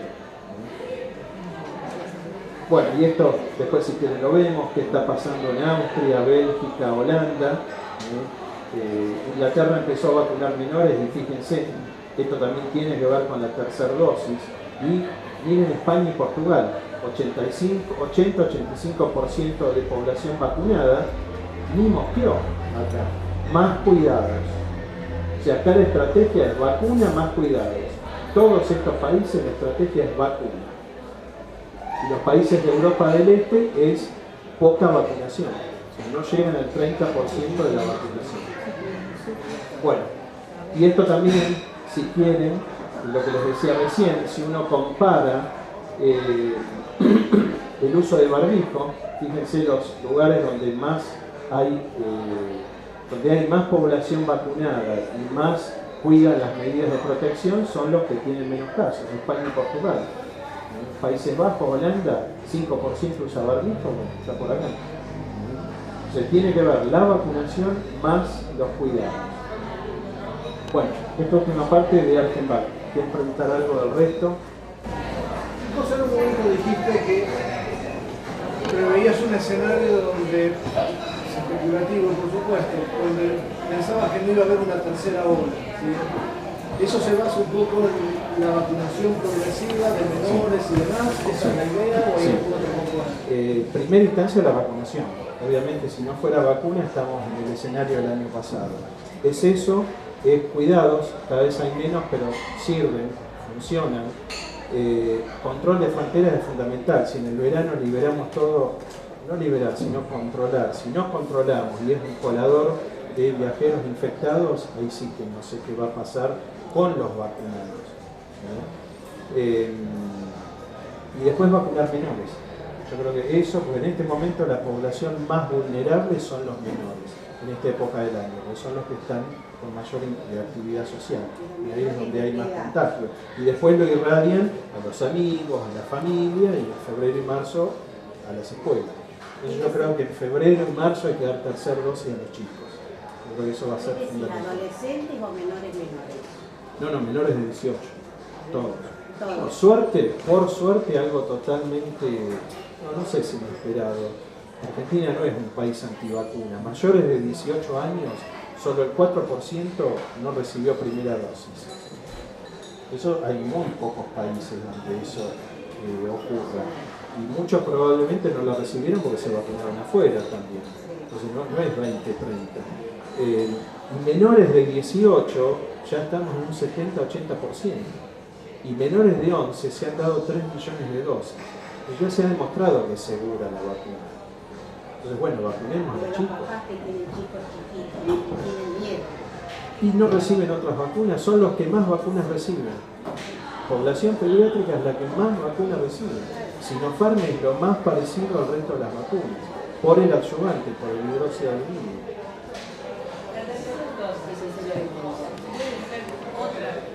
Sí, eso es algo importante en Argentina que se iba a empezar a estudiar en julio y agosto para la tercera dosis, combinar vacunas. Como entró Delta y se estaba viendo en el mundo que había que completar el esquema con la segunda dosis y acá no llegaban las vacunas, se empezó a estudiar combinar dosis con las 3 que había. AstraZeneca, Moderna, 4, Sputnik y Sinopharm. Pero eso se empezó en agosto a estudiar. O sea que yo, por ejemplo, en mi caso, tengo Sputnik y AstraZeneca. La tercera puede ser otra. Sí. Y lo que hemos visto, no solo acá, afuera también, es que si uno combina plataformas, da mejor resultado. O sea, si tiene 2 de AstraZeneca, no se dé tercera de AstraZeneca. Se dé Pfizer o Sinopharm no anduvo como segunda dosis, sí como primera. Eso acá fue clave, porque aumentó bastante la eficacia de combinar vacunas. Pero eso sirvió en agosto y septiembre. En agosto, no sé si son conscientes de la cantidad de dosis que se dieron, 10 millones de dosis. Un programa de vacunación nacional que dura 1 o 2 años, llega a dar 2 millones, 3 millones. Se dieron 10 millones en un mes. Eso fue clave para frenar Delta, clave. Tuvimos suerte, eso se había estudiado en otros países, también en Europa, porque quisieron evitar la AstraZeneca de segunda dosis, entonces empezaron a combinarla con Pfizer y Moderna. Ellos vieron que aumentaba la eficacia y lo mismo se vio acá. Entonces, haber dado segunda dosis de otra plataforma mejoró la eficacia, frenó Delta, y eso es lo que hay que usar ahora para la tercera. Ese estudio todavía se está haciendo, pero es clave, es fundamental. Eso yo creo que fue uno de los factores más importantes para contener Delta, haber dado combinación. Discúlpeme. A mí me dieron la primera vacuna, Covishield. Después la segunda AstraZeneca. De la misma. Y ahora, por eso, y ahora me quieren dar otra vez la AstraZeneca. Yo no lo recomendaría. ¿Por qué? Las vacunas de vectores virales tienen un virus. Claro. Es inocuo, está modificado genéticamente, se le reemplazan los genes que producen patogenicidad por el gen de esta proteína S, pero es un virus. Entonces el organismo lo reconoce como extraño, genera anticuerpos. Entonces, cuando alguien se da una vacuna como AstraZeneca, genera anticuerpos contra ese adenovirus de chimpancé que es el vector viral. Y ese anticuerpo, cuando usted recibe la segunda dosis, bloquea a la vacuna, al virus. Por eso AstraZeneca tiene eficacia más baja que el resto. Sputnik, una genialidad lo que hicieron, algo muy simple, pero lo estudiaron. Dan primera dosis con un vector viral, que es el adenovirus 26, segunda dosis cambian el adenovirus. Entonces los anticuerpos contra el 26, que es la primera, al segundo, que es el adenovirus 5, no le hacen nada. Entonces tenemos eficacias de un 92-95%. ¿Qué vacuna me tengo que dar? ¿La Moderna? Sí, yo diría, o sea, no darse Sinopharm de segunda dosis, porque eso no es que no funcionó, dio menos. Si hay otras vacunas, hay que... La tercera dosis recibieron. Tercera. Y trate de pedir que no le den. Lo que pasa es que ahora se está guardando Moderna y Pfizer para menores. ¿Para qué población? Eso también se ha generado confusión. Podrían haber dos tipos de tercera dosis. La tercera dosis para completar el esquema inmunodeficientes mayores de 50 con Sinopharm. ¿Qué quiere decir? Que se dieron el esquema completo y no generaron una inmunidad completa. Entonces hay que dar una tercera para completar la inmunidad.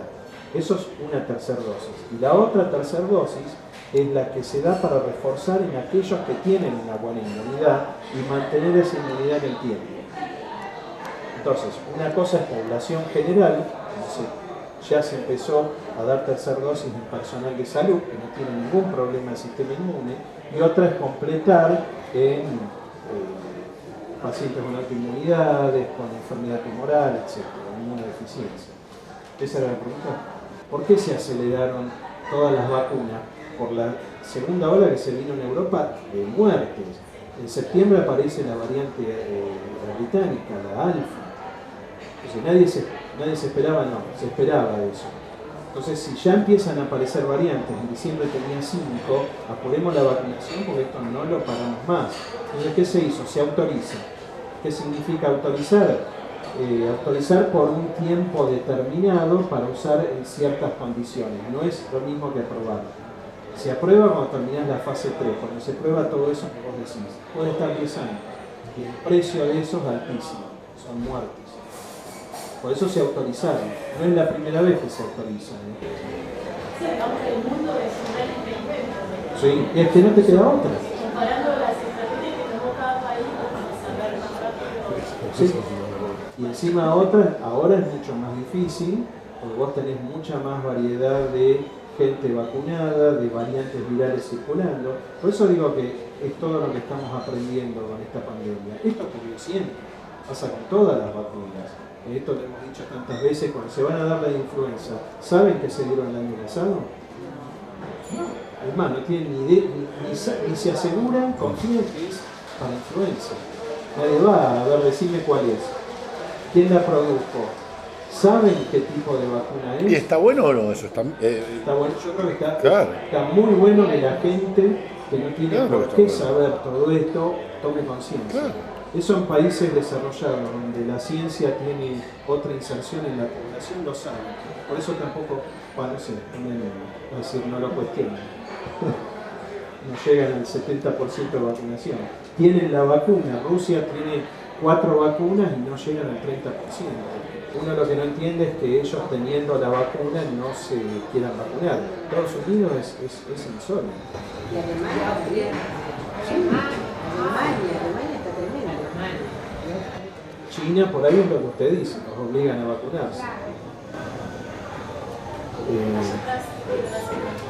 Sí. Usted en un momento dijo, muy por arriba, una diferenciación entre 21 días y 3 meses entre las dos dosis. La diferencia de tiempo entre las dos dosis Sí. es una diferenciación entre 21 Sí. días Y 3 meses. y 3 meses. ¿A qué se debe? Está muy buena la pregunta. Cuando uno activa, olvídense que es una vacuna esto, cuando uno activa el sistema inmune y quiere generar anticuerpos, necesita la célula que produce el anticuerpo es el linfocito B. El linfocito B, para generar buenos anticuerpos, necesita interactuar con linfocitos T. Estoy curso de un año de inmunología dándolo en 2 minutos, pero que se entienda. Entonces, para tener esto yo necesito estas dos células, linfocito B y linfocito T.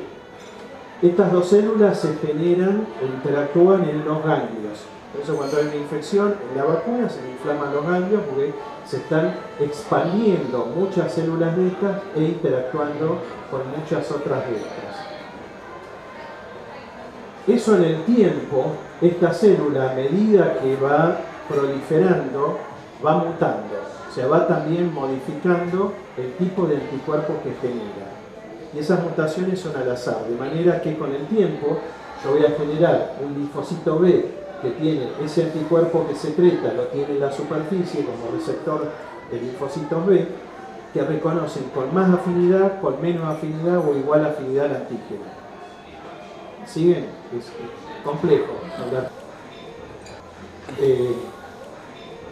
Lo que ocurre con el tiempo es que yo tengo un conjunto de linfocitos B con distintos receptores, que es este mismo anticuerpo del antígeno, y si tengo el antígeno en ese lugar, me va a seleccionar los que tengan más afinidad. O sea, cuanto menos antígeno tenga, solo lo va a ver un linfocito B que tenga un receptor con alta afinidad, que se generó porque esta célula, cuando se divide, muta. Es la célula que más capacidad de mutación tiene en el organismo, justamente para generar esto. Entonces, a medida que va transcurriendo el tiempo, yo voy seleccionando linfocitos B con mayor afinidad por el antígeno, que después, cuando ese B se transforma en célula plasmática, me secreta mejores anticuerpos. Esto necesita tiempo.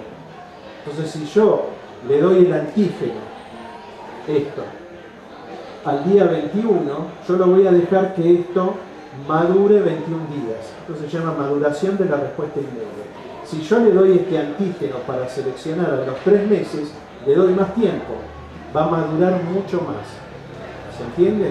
Entonces, ese es el concepto de por qué una vacuna a los 3 meses genera más eficacia que una a los 21 días, porque genera mejores anticuerpos, y lo mismo ocurre para los linfocitos T, porque también tienen un receptor que se llama TCR. Entonces, la diferencia entre un mes y 3 meses es la maduración de la respuesta inmune. Ese es el fundamento. Ahora, vos decís, ¿de dónde sale 21 días o 28 días? Empírico. Se probó y funcionó. Si de entrada se hubiera hecho así, bueno, todas las vacunas hubieran sido a los 3 meses y no hubiera pasado nada y hubieran funcionado bien. Si yo dilato la segunda dosis a los 6 meses, seguro que me va a dar mejor. Muchas vacunas son una sola dosis, funcionan. Acá necesitamos 2 dosis, necesitamos mejores anticuerpos para tener eso. ¿Se entiende? Lo que pasa es que si esperamos tanto tiempo con una sola dosis, la persona está expuesta al virus, sobre todo si es una variante viral, ese anticuerpo lo reconoce menos y tiene más chances de no controlar la carga viral. ¿Entendió? Rápidamente les cuento de la vacuna Artenvac. Bueno, este es el consorcio actual. Somos 2 universidades, La Plata y Buenos Aires, el INTI y 2 empresas privadas. Este es el grupo de La Plata, este es mi grupo en la Universidad Nacional de La Plata, este es el grupo de Omar Azzaroni en el INIFTA, que es otro instituto de la Universidad Nacional de La Plata, este es nuestro instituto. Y este es el consorcio que se formó a partir que vimos que la vacuna, digámoslo así, funcionaba. Tuvimos que pedir un subsidio, un FONARSET, subsidio grande, porque si no el proyecto se caía, y la condición era que hagamos un proyecto desde la vacuna preparada, digamos, en la mesada del laboratorio, hasta la vacuna en el vial para dársela a una persona. Por eso intervienen estas 2 empresas. Entonces, el grupo de UBA de CONICET, Facultad de Ciencias Exactas y Naturales, prepara el componente activo, el inmunógeno. Y el grupo nuestro en La Plata prepara el adyuvante y hacemos todas las pruebas preclínicas, los ensayos en ratones. El Malbrán es donde hacemos los ensayos de desafío, es decir, un animal vacunado se lo desafía con el virus vivo, SARS-CoV-2. Eso hay muy pocos lugares, se pueden hacer en Argentina, son bioterios muy particulares, lo hacemos en el Malbrán. El INTI es el que hace el escalado a 70 litros, acá se preparan 7 litros, acá se produce 70 litros en condiciones GLP, y Gion, que es una empresa privada que está en Mar del Plata, es la que produce el timerosal, es la única en el mundo que produce un conservante de vacunas. Ellos son los que van a hacer la producción en una escala mayor, todavía no sabemos a cuánto, en condiciones GMP. O sea que de acá sale la vacuna que tiene la calidad o las condiciones para inocular en una persona para un ensayo clínico. Y Synergium Biotech es la que hace el llenado de los viales. Ahora estamos empezando esta etapa, la de escalado GLP. O sea, nosotros ya probamos, bueno, acá me lo puse, pero es un poco todos esos mecanismos que mostré, lo hemos demostrado, digamos, para pedir este subsidio. La condición era armar esto y mostrar resultados, hubo que mostrar anticuerpos, linfocitos T, interferón, etc. Entonces, bueno, una vez que nosotros demostramos que la vacuna funciona o podría funcionar, hay que hacer el escalado, producirla en cantidades, en condiciones industriales. Puede ser que la vacuna, cuando uno cambia de escala, cambie alguna propiedad, son inmunología fundamental. Yo creo que no les dije, está acá. Componente activos de RBD, o sea, la partecita, esta es la proteína S, esta es la proteína S, esta partecita se llama dominio de reconocimiento de unión, que es lo que se une al receptor, al AC2. Entonces la vacuna tiene exclusivamente esto, o sea, nosotros buscamos focalizar la respuesta inmune en esta parte del virus. Y esto se está produciendo en la uva, como les decía, en levaduras. Estamos generando en levaduras, no se puede producir en cualquier microorganismo porque esto está altamente glicosilado, tiene una conformación determinada, etc. Entonces el grupo de Buenos Aires desarrolló una forma de producir a bajo costo, es escalable, es estable y tiene los epitopes que determinan inmunogenicidad y antigenicidad. Eso por un lado. Por otro lado, el adyuvante nuestro es una nanopartícula, es decir, una partícula de 200 nanómetros, el mismo tamaño del virus, mucho más chico que una célula. Y esto nosotros lo estábamos estudiando, distintas nanopartículas para otro tipo de vacunas, pero encontramos, como les dije, que había una en particular con una determinada naturaleza que generaba la activación del sistema inmune igual que estas vacunas. Pero lo que nosotros, digamos, lo que fue innovador, tuvimos 3 años estudiándolo, es que esta nanopartícula tiene propiedades adyuvantes, activa el sistema inmune, eso no es habitual. Generar una nanopartícula tiene una función de proteger, transportar, vehiculizar. Como estábamos desarrollando vacunas para enfermedades inflamatorias intestinales, es decir, activar el sistema inmune con una vacuna, estábamos buscando vehículos transportadores que lleven el inmunógeno, obviamente no era esta, al intestino sin que se degrade. Entonces lo que encontramos es que una de estas nanopartículas activa el sistema inmune, por lo cual evitamos agregar un adyuvante, que es una vacuna fundamental, un componente menos. Entonces nuestra vacuna se basa en nanotecnología, RBD más nanopartículas. Y bueno, eso es lo que empezamos en marzo a estudiar. Teníamos distintas RBD, distintas nanopartículas, hidróxido de aluminio de control, ensayos de seguridad, controlamos que los animales, distintos planes de vacunación, hicimos una dosis, 2 dosis, 3 dosis, 2 dosis separadas por 15 días, 3 dosis por 15 días, y ahora estamos con este plan. Tenemos controles de seguridad, los animales no bajan de peso, no dejan de comer, inmunogenicidad, activan todos los mecanismos inmunológicos, protección frente al virus. Ahora lo que estamos estudiando es protección frente a variantes virales, todavía no lo tenemos el resultado. Entonces, contestando su pregunta, estamos acá. Estamos empezando el escalado, la producción GNP, y si conseguimos que esta vacuna producida en forma industrial proteja de la misma manera que la que estamos usando hoy, vamos al ensayo clínico. Ensayo en fase 1, 14 personas, se les da y de ahí se evalúa seguridad, que no produzca reacciones adversas, y ahí pasaremos a fase 2.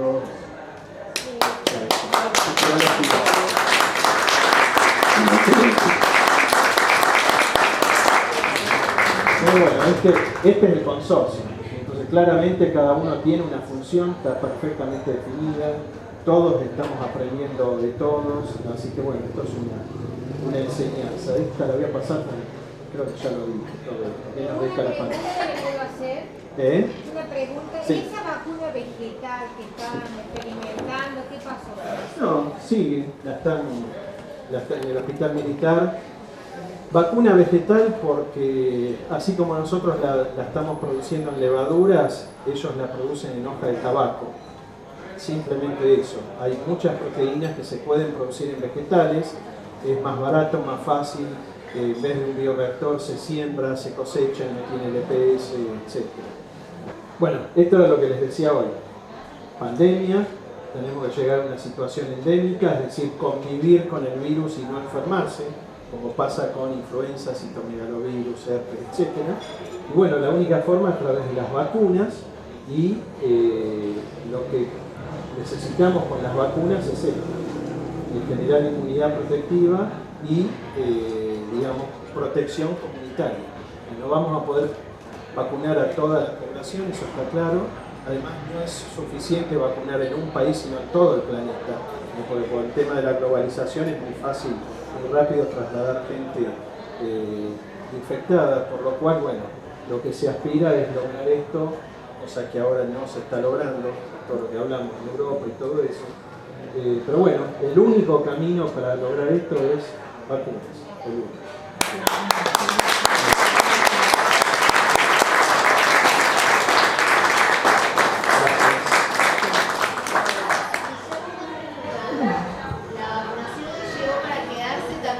Sí, yo creo que sí. Yo creo que por varios años, mientras tengamos ese mapita que vimos hoy, con mucho amarillo, sí. Si además no le podemos dar ni un centímetro a este virus.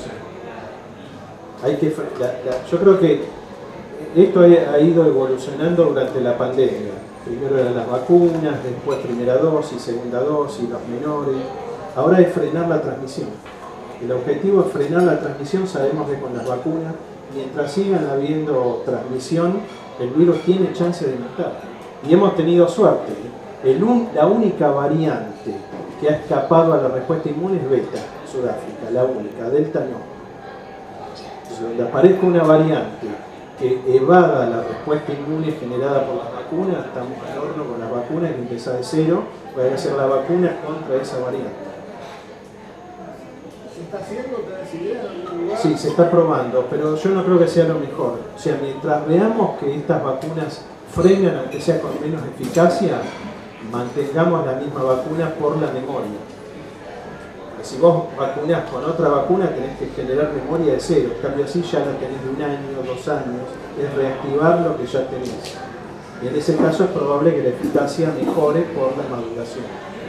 Además, pensá, si tenés que volver a vacunar a toda la población del mundo con una nueva vacuna otra vez en la historia.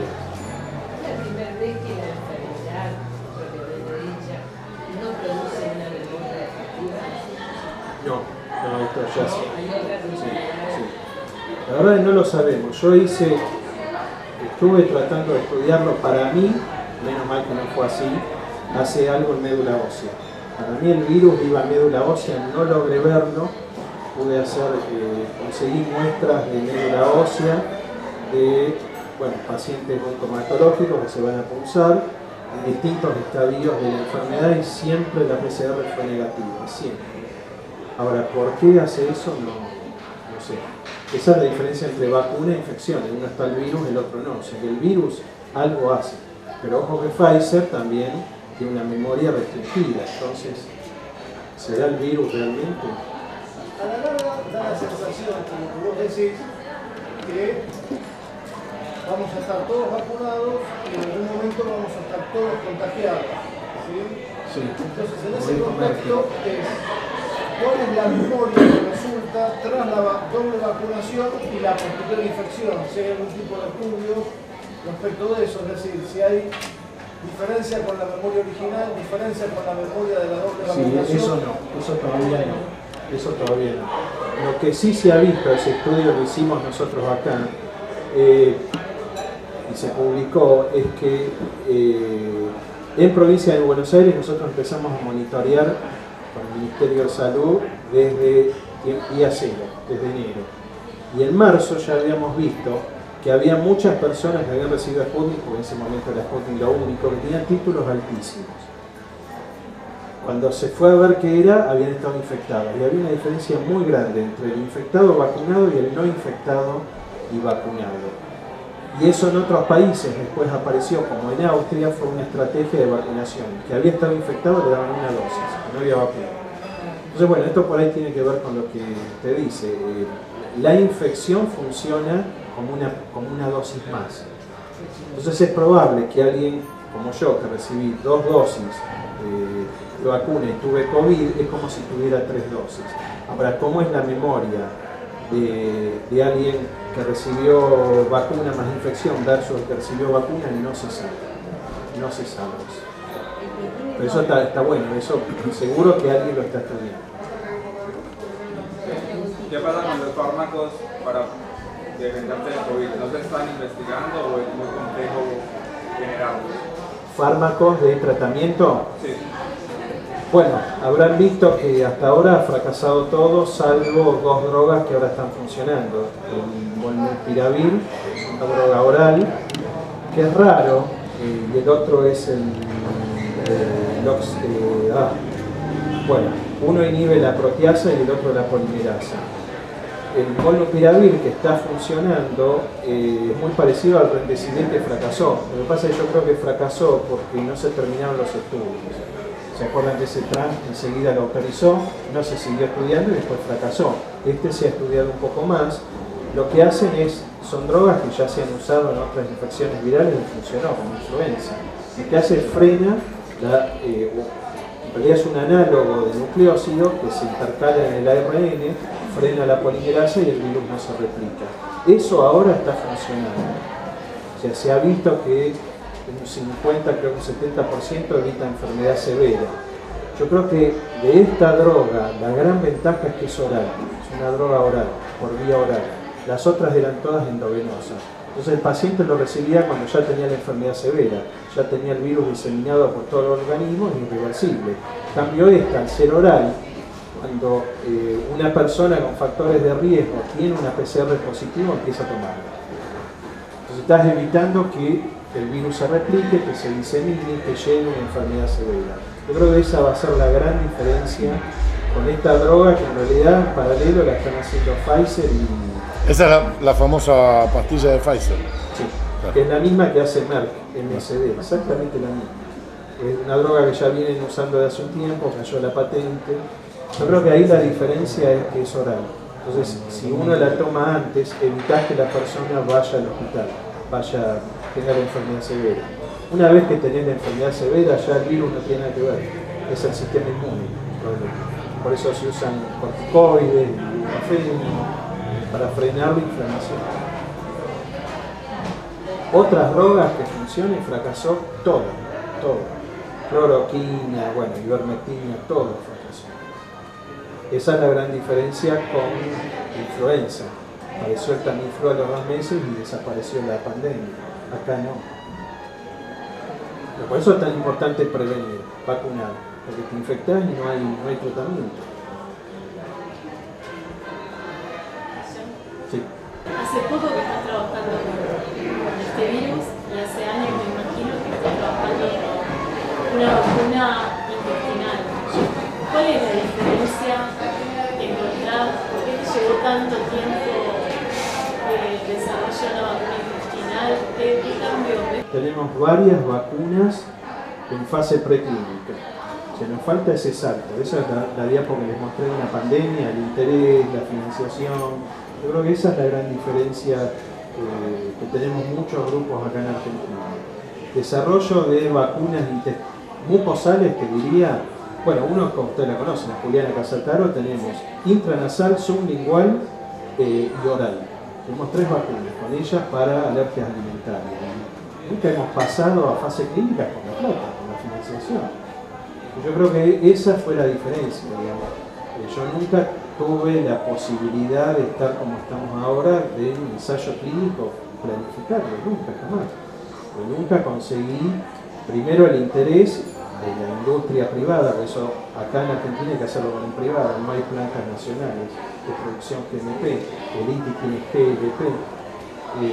Entonces, bueno, eso es algo que nos deja la pandemia. Se han generado estructuras, se han generado plataformas, y eso es algo que hemos aprendido, que trabajando en equipo uno gana mucho. Gana tiempo, gana conocimiento, y no se tiene que poner a producir uno lo que ya está hecho por otro. Entonces, bueno, yo creo que nosotros no hemos llegado un poco por todo eso, por falta de financiación.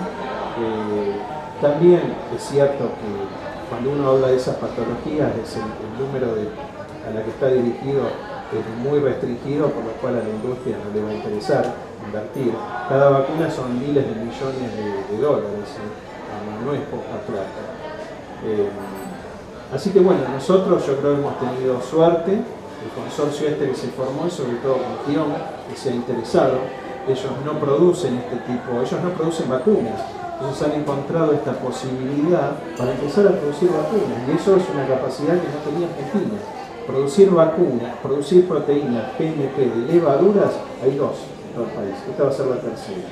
Y esas dos que fuimos a ver no les interesó. Por eso, Kion le interesó, va a hacer una inversión muy grande en una planta nueva, obviamente va a pedir créditos por lo que quiera, pero bueno, necesitan la interacción con el privado, y les puedo asegurar que es sumamente enriquecedora interactuar con un privado. Tiene una visión que nosotros no tenemos.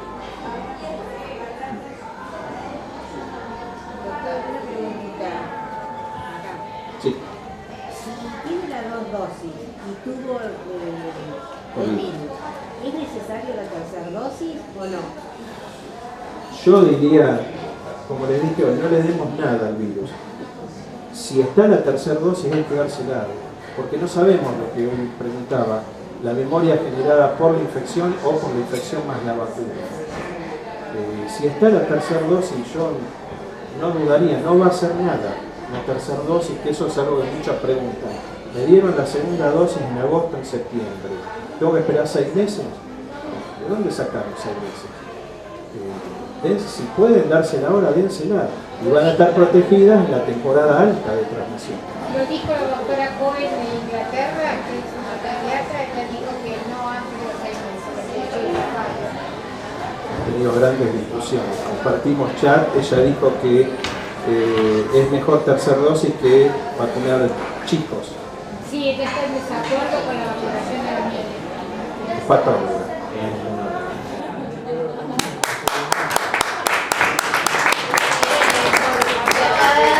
La charla de hoy, agradecerte, son las 10:30 de la noche. Así que bueno, agradecerle a todos, todas, todes por venir, por acercarse a Ciencias del Bar, por participar.